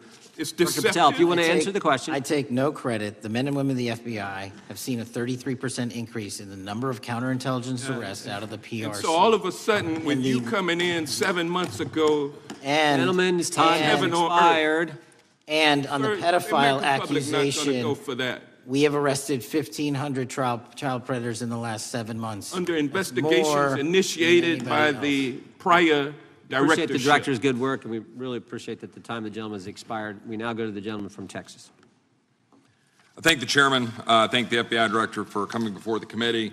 I assume the FBI director, Mr. Patel, I believe you probably agree with me that there is a significant organized effort on the left side of the political spectrum to advance criminal organizations being able to put more criminals out on the streets. That what we've seen this in daily action. Are you familiar with the report that came out this last Monday from the Law Enforcement Legal Defense Fund? I'm not familiar with that, sorry. So this report came out this past Monday, and it said that significant amount of the money flowing out of George Soros and other leftist organizations and funders has been funding DAs and prosecutors, and quote, many of these DAs had never managed an office, prosecuted a criminal case, developed organizational policies. In dozens of America's largest cities and counties, this report finds these progressive district attorneys have outsourced core parts of the American criminal justice system to activists and political donors, taking direction and advice on everything from staffing decisions and communication strategy.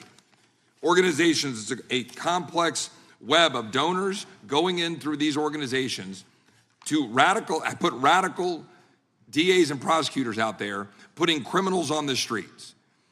Does the FBI director agree that this exists and is a problem? I will accept the factual representation, and if that exists, it is a problem. The organizations such as TIDES, the Fair and Just Prosecution, Brenner Center for Justice, Partnership for Safety and Justice, the Vera Institute of Justice, the amount of dollars flowing from George Soros through and to these organizations and to the various prosecutors that have resulted in increased crime on our streets, including the brutal murder of the Ukrainian refugee in Charlotte. I bring that up because that is one component of the problem. In addition, we have an organized effort targeting our border. The NGOs, the nonprofits in the deep pockets, the United Nations, charitable organizations, and a long list of over 250 organizations that the Center for Immigration Studies put out that lays out a complex web of organizations that were moving people into our country, knowing that they're dangerous, knowing that they're criminal, associated with taxpayer dollars flowing through the United Nations and donor dollars flowing through organizations, including ostensibly religious ones, putting these dangerous individuals on the street that resulted in fentanyl in our communities, that resulted in the death of Jocelyn Nungare, of hundreds, thousands even, as the director testified, 100,000 people dying from these narcotics every year. All of this in an organized effort, a complete effort by the radical left to use taxpayer dollars and these dollars to put people on our streets. In addition, the extent to which we've seen now with the Southern Poverty Law Center and their hate map targeting, for example, the Family Research Council, where we had a shooting right here in DC over a decade ago, putting Charlie Kirk, putting a target on TPUSA, Antifa, other radical organizations that are very specifically organized in targeting conservatives and ordinary Americans. Well, how about the organized effort to infiltrate our schools and advance a transgender agenda? and advance a radical agenda, perhaps one that we will see exposed further in the individual that actually shot Charlie Kirk. So here's my question. Will you as the director, and are you as the director, pursuing all legal channels to follow the truth wherever it may lead on this organized effort, one? And two, do you agree that Congress should take all action necessary to expose this web of dollars that are flowing to undermine our way of life? I got another minute in my time, then I'd like to hear from you on this topic broadly. I'll keep it short. Investigatively speaking, we are doing the following. We are following the money. We are following the money in every organization and every person that is violating the federal code. And it doesn't matter what your background or ideology is, we are following the money. We are using legal process to follow that money, issuing subpoenas to follow that money, using grand juries to follow that money. And when we have results to recommend for prosecution to the Department of Justice, we will do that, and we will continue to publicize documents through Congress, yes, when we make these findings. Mr. Chairman, I'd like unanimous consent to insert the record outsourcing justice by the Law Enforcement Legal Defense Fund that I alluded to before. I would ask unanimous consent to add a 2024 list provided by the Center for Immigration Studies on these United Nations and other affiliated groups that are responsible, over 250 of them, for moving individuals into our country in a coordinated effort.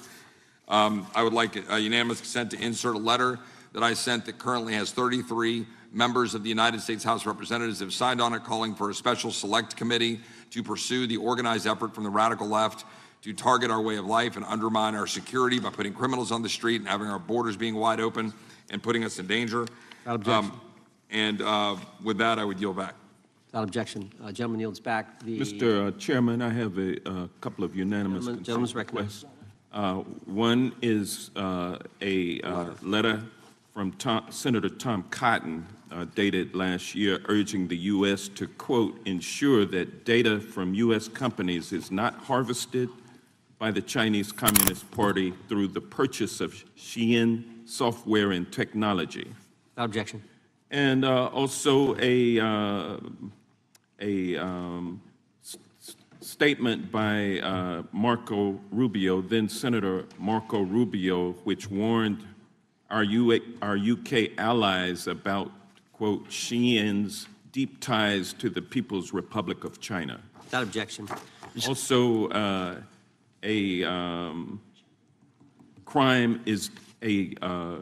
the record crime is down in 2025. Trump doesn't deserve credit, which demonstrates that the crime rates have been decreasing since 2023, which was published by the Vera Institute. Also, a unanimous consent request to enter into the record a NPR report from July of 2024. GOP vows to make America safe again. Statistics contradict their growing crime claims. Without objection. Also, a report out of the American Presidency Project dated January 17, 2025, record low crime during the Biden-Harris administration. Without objection. Also, Joe Biden is correct that violent crime is near a 50-year low, which was a PolitiFact publication of May 2024. And last but not least, a FBI releases 2024 reported crimes in the nation statistics. These are FBI statistics published on August 5th, 2025, which details decreases in murder, rape, aggravated assault, and robbery in 2024. Without objection. Gentleman from Kentucky is recognized for unanimous consent. Mr. Chairman, I ask unanimous consent to submit two sets of documents. The first is a series of emails from the victims of Jeffrey Epstein. They are making FOIA requests to get their own FBI files and not having any success. So I want to bring attention to that by submitting that to the record. The second document that I want to submit to the record, for the record, I know we don't usually read these. This one's not readable. It's completely redacted for the most part, the first 50 pages. This is actually the search warrant that was served on James O'Keefe for a diary that he had already given to the government 2 months before. And as it turns out, there were no indictments here, yet he still doesn't know why he was raided, and I think he deserves to know. So, Without objection. Thank you. The chair now recognizes the gentleman from California. Director, the first time you saw Donald Trump's name was in the Epstein files. Did you close the files or keep reading? I have reviewed not the entirety of the files, so I have. You haven't reviewed all of the Epstein files? Personally, no. You're the director of the FBI. This is the largest sex trafficking case the FBI has ever been a part of. Buck stops at the top, and your testimony today is you have not reviewed all the files. What I've been doing is been busy providing the safest country this country has seen in modern U.S. history in historic speed, because the men and women of the FBI are given the resources to reduce the homicide rate, to reduce the drug trafficking rate, to reduce the amount of children that are being trafficked, and the number of pedophiles. It sounds like those children being trafficked would appreciate the director reviewing the files. You said you don't know the number of times Trump's name appears in the files, so it could at least be 1,000 times. Is that right? The number is a total misleading factor. We have not Could the released number at least anyone's be 1,000 name times? we have not released anyone's Could it name in at the least Epstein be files 1,000 that times? has not been credible. Director, And could it at we have least be 1,000 released times? every piece of legally permissible information. Okay, you can so- characterize the numbers however you want it. Reclaiming my time, Director. It sounds like if you don't know the number, it could at least be 1,000 times. Which It's not. leads me- It's not. Is it at least 500 times? No. Is it at least 100 times? No. Then what's the number? I don't know the number, but it's not that. Do you think it might be your job to know the number? My job is to provide for the safety and security of this country. My job is not to engage in political And that innuendo includes protecting so you can go sexual out to the assault victims. sticks and get your 20-second hit in your fundraising reclaiming my article. time, But Director. keep going, reclaiming your time, because the Director, people of California If are Trump- being if the underserved by president- your If the representation. president is not implicated, why not release everything that involves him? We have released everything, the president and anyone else's side, that is credible and lawfully be able to be released. Your fixation on this matter and baseless accusations that I'm hiding also child Mr. Massey's pedophiles is disgusting. interest. Anyone that says that needs to look at the stats alone. And go back to the state of California, who's receiving the biggest surge in FBI resources through Director- my redeployment, because the cities of Los Angeles, San Diego, and San Reclaiming Francisco my time, need it. Director. Remembering your oath to tell the truth, did you ever tell Donald Trump his name is in the files? I have never spoken to President Trump about the Epstein files. Did you ever tell the Attorney General that Donald Trump's name is in the Epstein files? The Attorney General and I have had numerous discussions about the entirety of the Epstein files and the reviews conducted by our team. Did you tell the Attorney General that Donald Trump's name is in the Epstein files? And we have released where President Trump's Did you, name it's is in it's the a simple attorney's question. file. Did you tell the Attorney General that the President's name is in the Epstein files? During many conversations that the Attorney General and I have had on the matter of Epstein, we have reviewed The question is painstakingly simple. who Did you can tell be- the Attorney General that Donald Trump's name is in the Epstein files? Yes or no? Why don't you try spelling it out Yes if or you're going to mock no, me? Director? Use the alphabet. Yes or no? No? A, B, C, Director, D, E, F? it Don't wanna sounds do like it? you don't want to tell us. Did you tell the Attorney General that Donald Trump's name was in the Epstein files? Why don't you try serving your Director, constituency did by you tell the focusing on Attorney reducing General violent that Donald crime in this Trump's name- country and the number of pedophiles that are Director, legally reclaiming my harbored in time, your Director. sanctuary cities in Director, California? reclaiming I'll my work with time. you on that. Do Regular you wanna order, Mr. work with us Chairman. on that? Director, Time reclaiming my belongs to the time. gentleman from California. Did you tell the Attorney General that Donald Trump's name is in the Epstein files? Yes or Question no? has been asked and answered. You have not answered it, and we will take your evasiveness as a consciousness of guilt. Director, did Donald Trump ever say to you, just find and release the entire truth? Don't worry if I'm in it. The instructions from the administration were to release all credible information, and we have done that. Did Donald Trump ever provide information about Jeffrey Epstein as an informant? Donald Trump has not been, and I can only speak for the FBI, an informant of the FBI. So, Director, you've played this cute shell game where you say you can't release everything because the court has said that it legally is not allowed to be released, but the court calls bullshit. Judge Richard Berman said that when you went to the court, quote, information contained in the Epstein grand jury transcripts pales in comparison to Epstein investigation information and materials in the hands of the Department of Justice. So let's move on, Director. You wrote a book called Government Gangsters. You identified 20 individuals in that book. You put me on that list, at the top of the list. Thank you. My children find it flattering.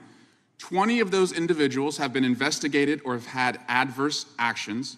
Director, considering that you have identified these people as, quote, government gangsters, will you recuse yourself from making any investigation decisions about these individuals? Anyone that has been terminated at the FBI has been done so No, the because question they failed again. to meet the muster in Director, their constitutional I will obligation. work on the audio-visual capabilities. I'm going to borrow your terminology and call bullshit on your entire career in Congress. reclaiming my time, It has been Director. a disgrace to the American Director, people. I'm reclaiming my time. You can reclaim your Will you time all you recuse want. yourself? Mr. Chairman, you're going to allow a witness to speak this way?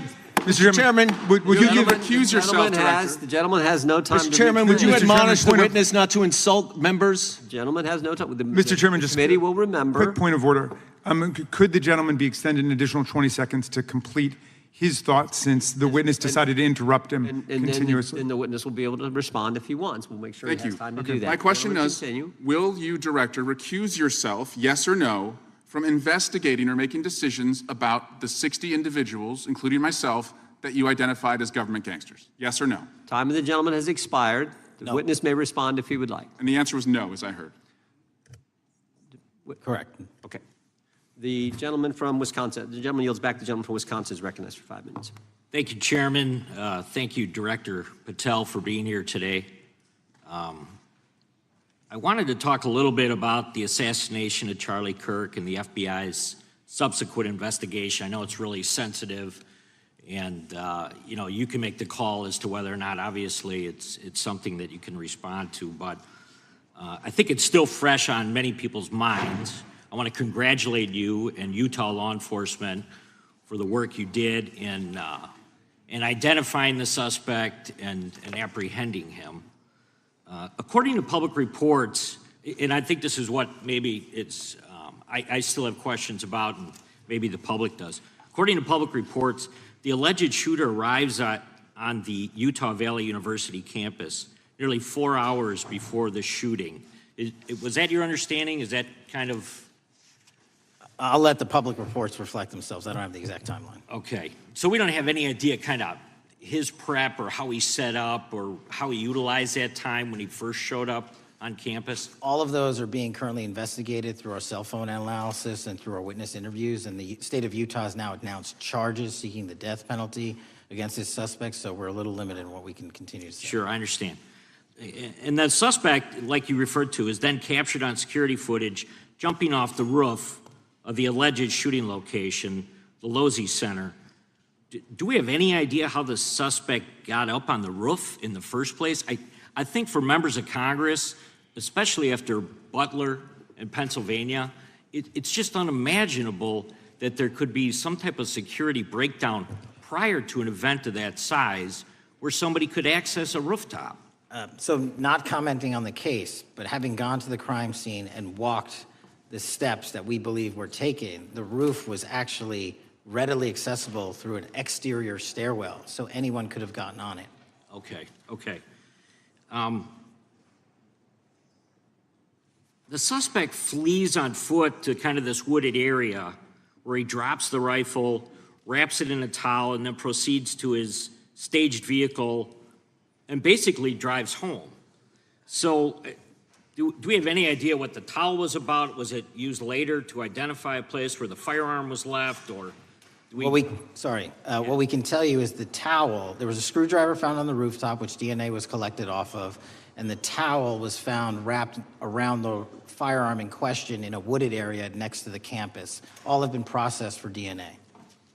And then, according to the suspect's roommate, there were allegedly messages on instant messaging platforms, specifically Discord, suggesting the towel may have been used to identify that weapon's location. So the public reports have suggested that the shooter acted alone. Do we still believe that that's true? Do we have any idea as to whether or not those Discord messages led us to believe that the shooter may have had help in any way or assistance? I can only speak to the FBI's investigation, and our investigation is ongoing, and we are interviewing any of those individuals involved in that chat and other individuals in the area. Very good. And so my suggestion, if there are accomplices, I'm sure this is something that the FBI is going to continue to investigate fully and thoroughly into the future. Yes, sir. The reason I ask that is because I don't know that that was necessarily the case with Butler, Pennsylvania. So thank you so much for your persistence kind of in this matter, there's still a lot of public questions that need to be asked.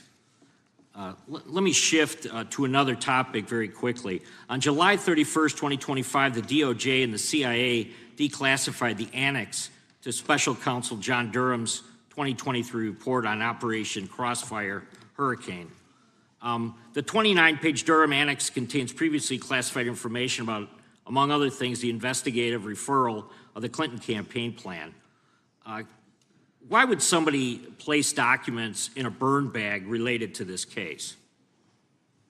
That case is very much ongoing, so I can't comment on the stylization of the evidence we're collecting. Can you comment at all on the Durham Annex, as I described it? The Durham Annex, which has been publicly released thanks to the FBI's commitment to transparency, is one of the documents that's being utilized. And in general terms, speaking for burn bags, sir, a burn bag is what you use to put classified documents into generally, because that is literally how you destroy them.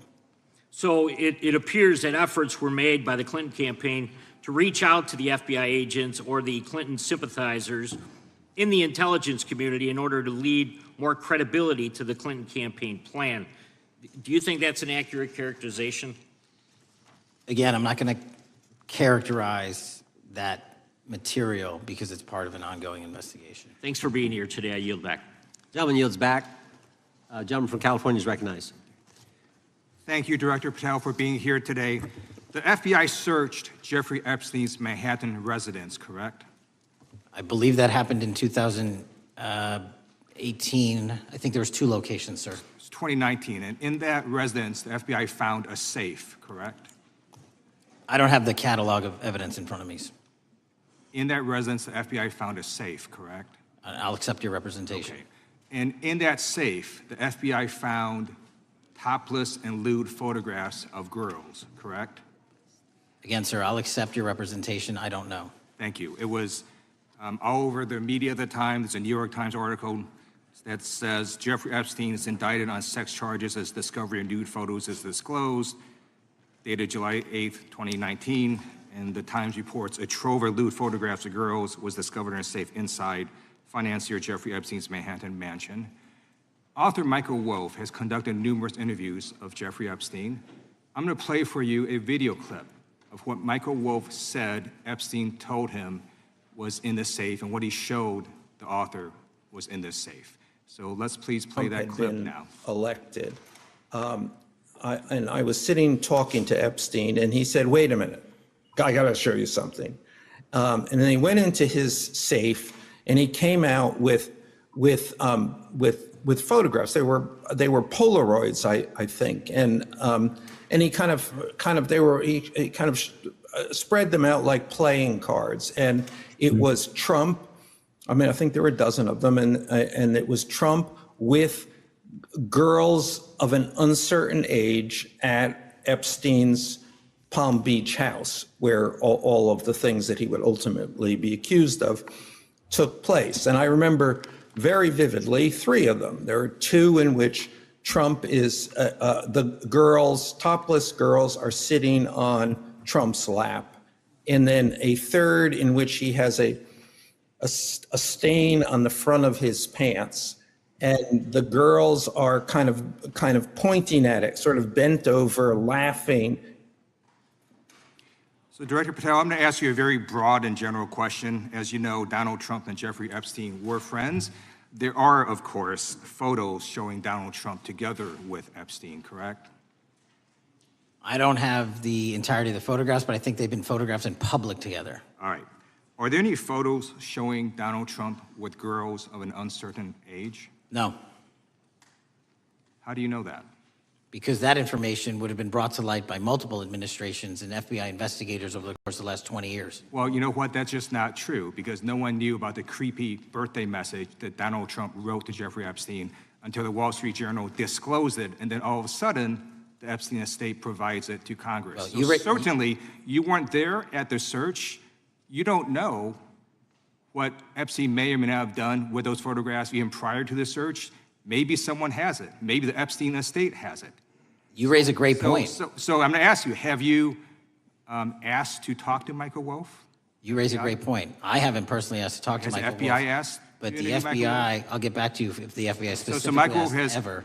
about 100 hours of testimony of Jeffrey Epstein. Wouldn't it be good for the FBI to interview Michael Wolff? I'm not saying they haven't, I just don't know. Has FBI subpoenaed the tapes that Michael Wolff has conducted of Jeffrey Epstein? I don't know. All right, so if you could provide us an answer, that would be terrific. Well, let me ask you this question then. Have you looked at all the photos in Epstein files? I have looked at all the information that the investigators who investigated this case have provided to run out credible leads. And in the Epstein file, was there that creepy birthday message that Donald Trump had written to Epstein? No, that's what I was trying to tell you. You raise a great point. The estate of Jeffrey Epstein has a voluminous amount of information that they have not released before. Okay, so that's great. So wouldn't it be great if FBI subpoenaed the estate of Jeffrey Epstein for all that information? The estate is under no obligation to provide that material, even pursuant to a subpoena. That's a great point. Yeah, that's just false. Okay. That's just false. You're the frickin' FBI. You can subpoena the information from the estate, and you better do that. I'd like to move literally on. not how it works. I'm going to move on now and talk about Epstein's client list. You confirmed that it exists. Attorney General Pam Bondi confirmed earlier this year that it exists. So I just want to ask you a simple question. Is Prince Andrew on Epstein's client list?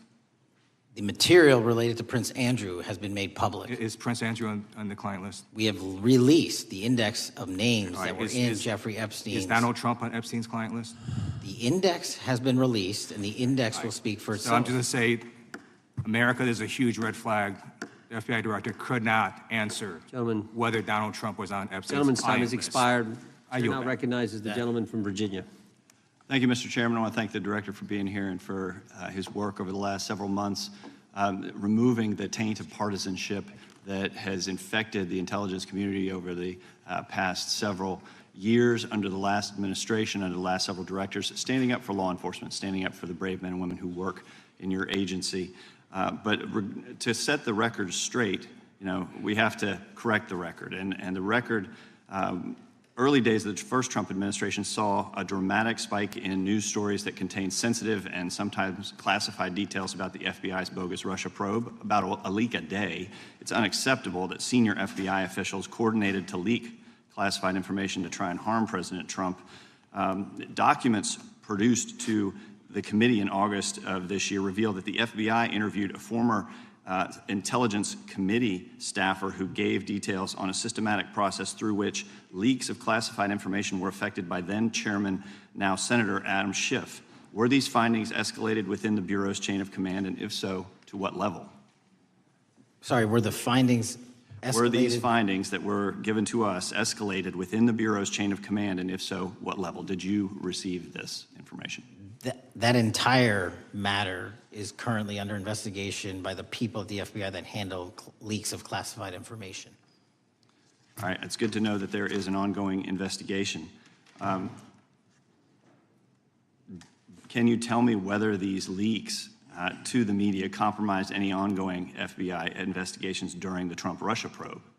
I can tell you, generally speaking, the leaks of classified information are detrimental to any work the FBI is doing. Now, former Director James Comey testified before the Senate Judiciary Committee that he had never been an anonymous source, nor authorized anyone to be an anonymous source in news reports about matters relating to the Trump investigation or the Clinton investigation. Was Comey's testimony true? In reference to Director Comey, I'm very limited in what I can say because of what the current status of those matters are with the FBI and the Department of Justice. When I am able to make those public, I will. Can you tell me if there's an ongoing investigation there? Again, without identifying any individuals related to the information you're generally speaking about, there is an ongoing matter that has been under review by the Department and the FBI for some time. Because we know that the documents that we received last month revealed that former Director Comey used Columbia University law professor as a conduit to leak stories to the media that contained classified information. Let me move on to the way that the FISA process was weaponized by past directors. Prior to your confirmation, you raised concerns about government misuse of FISA, including Section 702, stating that FISA was in need of major reform. Specifically, you highlighted that the Fisk report that the FBI had conducted 278,000 improper searches of the FISA database. Do you remain concerned about governmental abuse of FISA in Section 702? I'm always concerned, but what we've done since I became FBI director is implement new audit systems. We are nearing 100% review of the 702 query system that you are specifically referring to, and we've also eliminated anyone that has ever touched that database that has in any way made a mistake, whether intentional or not. And we have also identified a system in which those going forward who misuse the 702 system, they don't get 2 strikes. They get 1 and you're done. Okay, I'm glad you mentioned you're continuing to audit because, as you know, in May, the New York Times reported you closed the FBI's Office of Internal Auditing. Can you explain why you decided to close this office? Yeah, because under the new restructuring of the FBI, to save resources, there were 2 different places doing the exact same thing. We have a specific division dedicated to audits. I didn't need another audit system doing the audits again. And so we folded some of those folks with their expertise into our specific division and then took the rest of those folks and are moving them out across the country. Under previous FBI leadership, FBI agents were found to have lied to the FISC. There have been hundreds of thousands of violations of the querying standards. In light of past violations, what action is the FBI taking to ensure that similar abuses do not occur in the future? Exactly what I've outlined. You cannot have access to the 702 query system if you improperly queried that system at all at any time in your career. Okay, at a Senate hearing 2 years ago, your predecessor, Director Wray, testified FBI had previously purchased U.S. phone geolocation data for a specific national security pilot project and further stated that the project had not been active for some time and that the FBI relies on court-authorized process to obtain location data from companies. Does the FBI purchase location data or any other data of Americans from data brokers? I don't believe so, but I'll get back to you. Thank you, that'd be important. I appreciate that. I yield back. Gentleman yields back. Gentleman from Washington is recognized. Thank you, Mr. Chairman. Mr. Patel, before you joined the FBI, you had very strong opinions about what the FBI was hiding regarding Jeffrey Epstein. In a September 2023 interview with Glenn Beck, you said the Black Book is under the, quote, direct control of the director of the FBI. In December 2023, you said, let us know who the pedophiles are. Even for a short time after becoming FBI director, in February of 2025, you tweeted, quote, there will be no cover-ups, no missing documents, no stone left unturned. In June, you told Joe Rogan, quote, we've reviewed all the information, we're gonna give you every single thing we have and can. But then suddenly in July, everything changed. You and Attorney General Pam Bondi released one video and said that there was nothing more to see. Your July memo says you uncovered more than 300 gigabytes of data and physical evidence, but that you had decided no further disclosure would be appropriate or warranted. That is a quote. I think what happened, Mr. Patel, is that suddenly you discovered that Donald Trump's name was all over these files, and you started a giant cover-up. So you are under oath, Mr. Patel. You just testified to Mr. Swalwell that you did not speak to the president about the Epstein files. To your knowledge, did Attorney General Pam Bondi speak to the president about what was in the Epstein files? I can't speak for Attorney General Pam Bondi. So to your knowledge, you don't have any information. The question was, do you have any knowledge? Do you have any knowledge? I can't speak. You are refusing to answer the question, so let me tell you that the Wall Street Journal reported that in May, Bondi told Trump that he was in the Epstein files, and at the same meeting said that the DOJ did not plan to release the files. Yesterday, you testified to Senator Kennedy that there was, quote, no credible information that Epstein trafficked girls to anyone else, and that you have, quote, continuously and publicly asked the public to come forward with more information, and we'll look into it. Today, in response to Mr. Massey's question, you appear to say that the survivors were not credible.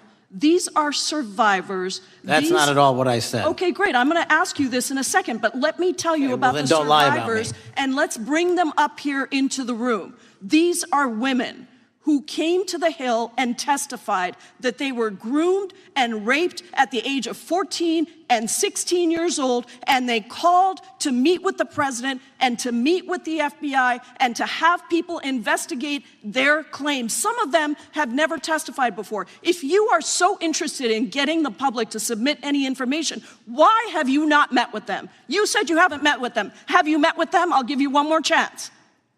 My job as the FBI director is to Is the invite all answer yes or investigative no leads. to whether or not you met with these women who were sexually abused and raped?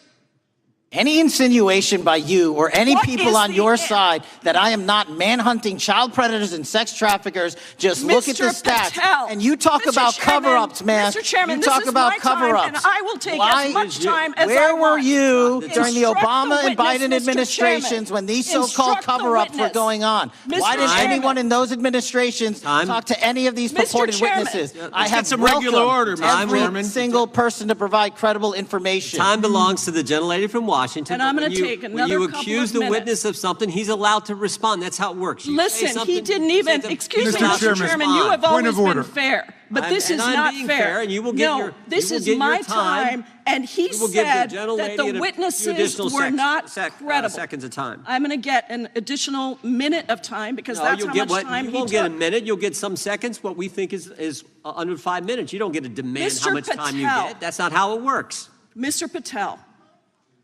are the victims of the Jeffrey Epstein horrific trafficking ring, are they credible? Any person with information about ongoing sexual didn't- trafficking. I'm asking you if they're credible. Ma'am, I'm Are they commenting on the credible? evidence we have. But And we have routinely asked for people to come forward with more evidence, and we will look at it. And the evidence that we have was the same evidence that the Biden and Patel, Obama Justice Departments Mr. had. Patel, And they this is determined, not new. me, they determined that that Chairman, information was not Mr. credible. Chairman, he's not letting me even ask my questions. You This is ask the ridiculous. questions, he gives an answer. You may not like what he says, No, but that I'm doesn't mean you get to asking- he's not interrupt him. answering my question. Mr. You Chairman, have could we an- restore the gentlelady 45 seconds so she We can will give complete her her question? additional 30 seconds, which is what I said I'm earlier. going to keep taking my time because you'll take here's the time thing. that you get. You get are 30 not seconds. answering the question. The question I is, have, you just don't like the these answer. women, are these women credible? It's a yes or no answer. I have answered the question. Well, and I what is keep the telling answer? you, I'm the only FBI director that has welcomed new information in this Okay. case. This You're not- administration is the only one that has welcomed any new information in this Is there case. a yes or no to whether Present the new credible victims are information. credible? Present new Are information. the victims credible The victims- or not? I'll tell you what happened in the last Trump Are administration. they credible or not? You can't even Victims say. credibly came forward, and you know what happened? President Trump authorized the indictments President of Jeffrey Trump Epstein, called not them a Biden, hoax. not Obama, President Trump no one called else. the entire thing a Democratic hoax. So I would like to ask The you gentlelady's if time has you expired. will I gave her meet- the additional if 45 you- seconds she if you requested. will The meet- gentlelady yields back. The gentleman from Mr. New Chairman, Jersey is I would like recognized to for his ask if 5 you would minutes. meet with the women who were sexually time does not belong- abused and raped and groomed time does at not the belong ages to the of gentlelady from 14 Washington. and The time now 16 belongs- years old. Are the you time- going to cover up? No, I'm Are not you gonna- And that ultimately, we want to make sure that law enforcement is able to prevent this kind of tragedy from happening in the future. I have a question. It's not meant as a gotcha question, so it just frame it there. But it is in regards to some reporting around a periodic transaction report that you had filed earlier, a periodic transaction report that you had filed earlier this year. So this is in July, pursuant to the ethical obligations as a senior executive official. You remember filing that in July? Yes. So in that report, as best as I can surmise, you disclosed that you divested, $100,000 or more in a variety of different stocks, which I presume was pursuant to the ethics agreement that you negotiated with the Department of Justice. In that same report, there's a disclosure regarding purchases of two different transactions. So between $15,000 to $50,000 in a national coffeehouse chain and between $50,000 to $100,000 in a semiconductor company on May 9th and May 12th. Are those transactions that you're doing personally, or are these through a stockbroker, or are these transactions that you're handling yourself? So how they happen is I submit proposals under DOJ guidance to say, hey, I would like to trade this or that. And they run their review, and the FBI runs a review, and then they come back and say yes or no, and then I make the transaction. Is there a reason that you decided to make the purchases into those two companies? Generally speaking, before I got this job, I was, trading stocks, but not a lot, like most people, and I just follow certain industries, and I thought they would be a good investment. So the reason why I ask, right, because you had divested in other companies, and I presume that wasn't because there were actual conflicts. It's just that you wanted to avoid an appearance of impropriety. It was both. Both. But not all of the companies were conflicts. Whatever they make divested from. I don't make the call, they make the call. Sure. Yeah. I guess my point would be, the reason why I ask is, why I said it's not a gotcha question, I have for years led an effort here in Congress to try to ban members of Congress, senior executive officials, from trading stocks. And it's bipartisan in nature. We're working really hard to get that done, Republicans and Democrats. And you can understand, I think, given your role, given the nature of the position that you hold as the leader of the largest law enforcement agency in our country, that divesting entirely, not doing day trading now, I think would be something that would be in the interest of the American people. So I just would hope you would consider that, and that moving forward, that perhaps not purchasing stocks in individual companies, I would think would be something that would be worth pursuing. Gentleman's time is... I'm happy to give the witness an opportunity to... Thank you. I'll work with you on it. Gentleman from Alabama is recognized. Thank you, Mr. Chairman. Thank you, Director Patel, for being here today. Newly declassified documents confirm that the intelligence community under President Barack Obama knowingly relied on unverified and fraudulent evidence to manufacture a false claim that Russia, in fact, meddled in the 2016 election. Is there more to be done to uncover the depths and origins of the Russian collusion hoax? There is, and we're doing it. Why should Americans still care about that, Director Patel? Everybody wants to talk about a weaponized bureaucracy.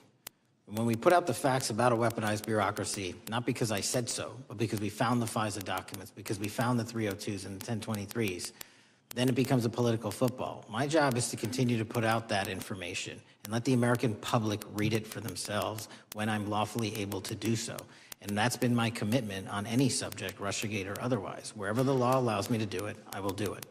You know, when I first came in 2020, the number one concern as I was doing town halls was the weaponization of the government against the American citizen. And so are there things that you're doing, structural reforms that implementing so that the FBI cannot be weaponized again, whether it's against President Trump or future elected presidents? It shouldn't be weaponized against anyone. And the structural reform is simple. If you're going to go after a political individual or someone seeking political office, there has to be a grounded basis in law and fact to open up a criminal investigation. And if there's not, the investigation isn't even opened.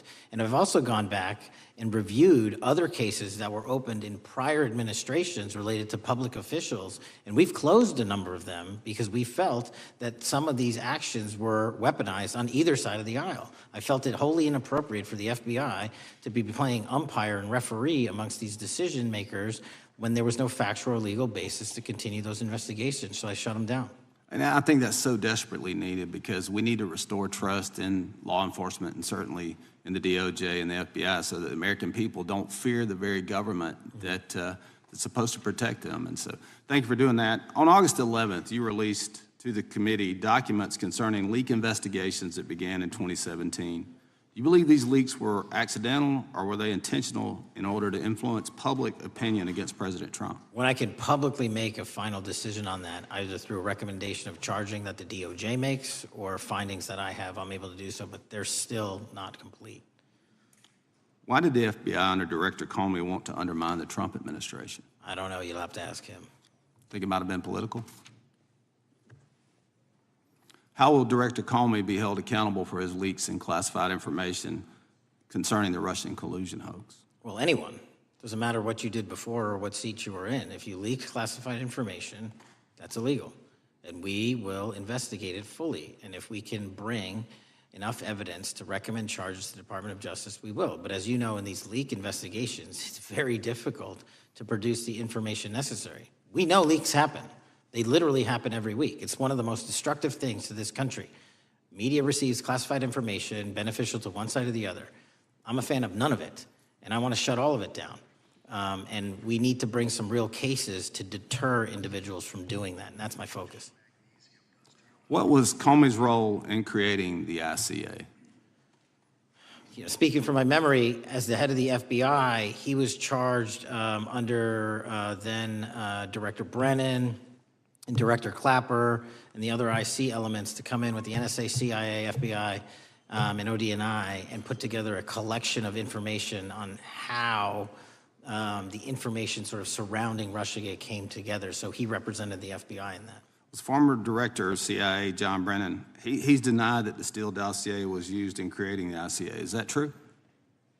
Well, without commenting on him, the FISA has been released, and the dossier was in the FISA. It was in 4 FISAs. So I'll let the public decide. Well, former Director Brennan actually denied repeatedly that he pushed for the Steele dossier to be included in the ICA. Is that true? Denied. I'll let his testimony speak for itself, but then Deputy Director Andy McCabe also testified to the House Intelligence Committee, which has now been declassified, that were there no Steele dossier, there would have been no FISA. Well, my time's getting close, but let me tell you this, sir, and my colleague from Texas said, thank you for the job you're doing. You're making the American people safe. You're restoring trust in these agencies that so many of us had lost trust in. So thank you for the work you're doing. That thin blue line, you're doing a fine job, and we want to let you know we appreciate it. Thank you. God bless you. Lady from California is recognized. Thank you, Mr. Chair, and thank you, Director, for coming here today. And actually, thank you for your response to my colleague from New York who asked you earlier about violent extremism. And you said that there is violent extreme ideology on both sides. And I think you actually alluded to that same statement yesterday in the Senate. So I too have some questions I'd like to ask you. These are not gotcha questions, and just deny, please, what you deem to be false. So Dylan Roof, who followed white supremacist propaganda, murdered 9 black parishioners in Charleston in 2015. Do you deny this? I'm sorry. Dylan Ruth? Roof, can you give me some more information?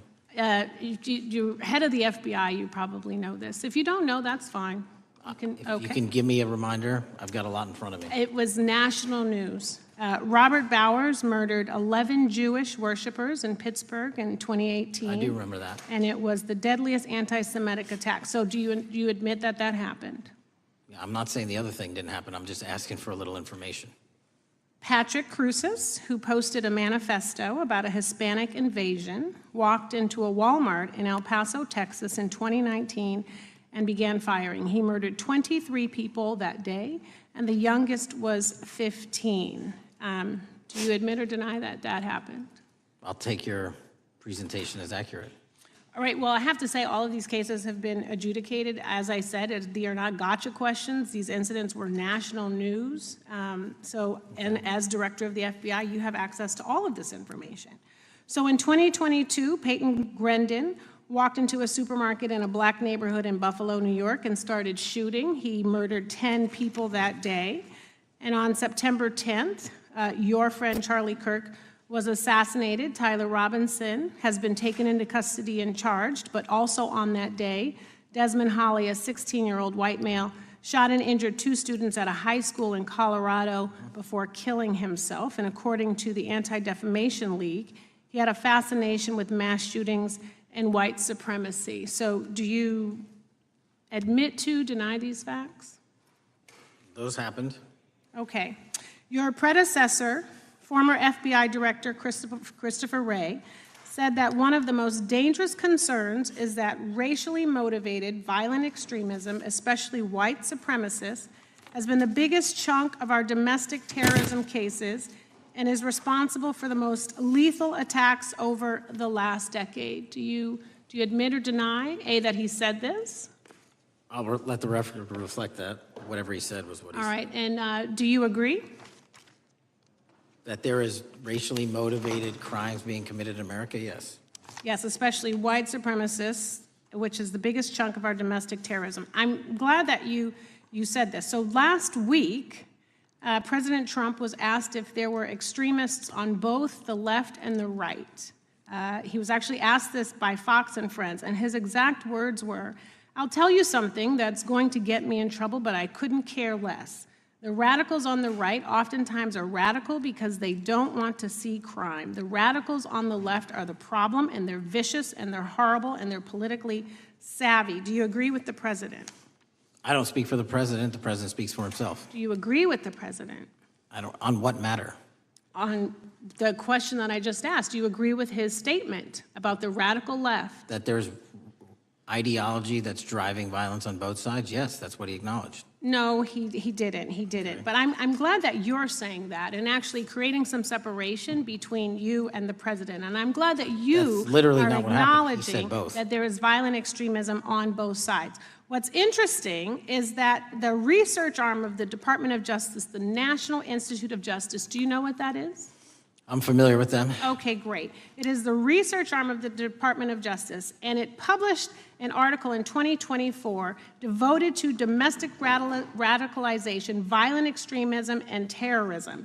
I have it. It's interesting that it's no longer on the website. It has been scrubbed, but I ask these questions because what makes a strong, qualified director of any business, of any household, of the FBI, what makes a reputable prosecutor is not lapdog loyalty, but a commitment to the creed that evidence is agnostic and that the evidence will lead you to making the right decisions. And your job, no one's job is to like the data or the evidence, it is to collect it.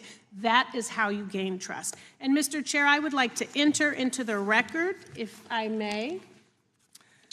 White supremacist group stands by racist ideology with unanimous consent. Without objection.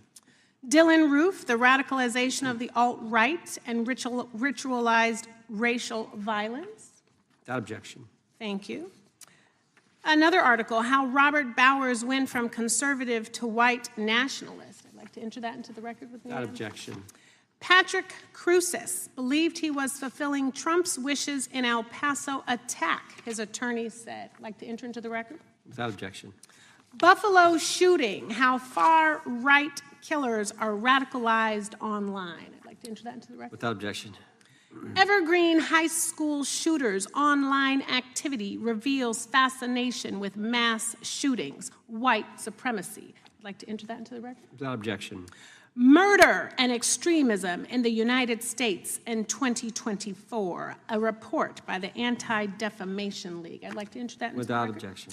And the article, the report that was scrubbed from the DOJ just recently, the National Institute of Justice Journal focusing on domestic radicalization, violent extremism, and terrorism. I'd like to enter that into the record. Without objection. And lastly, the libertarian think tank Cato and their analysis on violent extremism and the right rising in extremist acts. I'd like to enter that into the record. Without objection.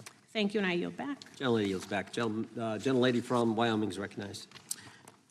Just very quickly, Director Patel, thank you for being here, for your service to this country, and for the transparency that you have brought to the FBI and for the American people. Transparency that was absolutely non-existent in the Biden administration and FBI. I believe that you might have been asked earlier about whether you had had an opportunity to visit with any of Epstein's legal counsel. Were you asked that question earlier? I think so. Okay. One of the legal counsels or legal fixers for Mr. Epstein was Stacey Plaskett, the Democrat delegate to Congress from the Virgin Islands. So perhaps for those on the other side who are interested in talking to Jeffrey Epstein's attorneys, they could sure visit with one of their own colleagues. I want to focus on something that I think is very important that has not been addressed enough today, and that is related to the consequences of the Biden open border. One consequence of the Biden border crisis is the impact that it continues to have on our tribal communities, with the cartels taking advantage of our open borders, the Mexican drug cartels, by infiltrating our reservations and bringing violence, drugs, murder, trafficking, and more. Last year, when I questioned the Attorney General Garland about what the DOJ was doing to protect these communities, he simply deflected responsibility and said that Congress had not appropriated sufficient resources for them to be able to protect our tribal communities. Mr. Patel, what is the Trump FBI doing to counter the drug cartel infiltration and other violent crime targeting our Native American communities? Thank you. It only took more than half of this proceeding to talk about one of the priorities that the FBI has, which is crimes on tribal lands. Every single crime that we have been talking about, whether it's child predators, human trafficking, narco traffickers, murder, They all happen on tribal lands as well. And I've said since the beginning, it is a priority, which is why we launched Operation Not Forgotten on tribal lands. And I'm the first FBI director to meet with the staff and tribal leaders here in Washington, D.C. and elsewhere, and invited them into my office and headquarters to see them, because I need engagement with tribal leadership, and I need our police and FBI agents to be engaging with tribal leadership. Otherwise, we're not going to break through. We have 1,900 Indian country cases open right now. We've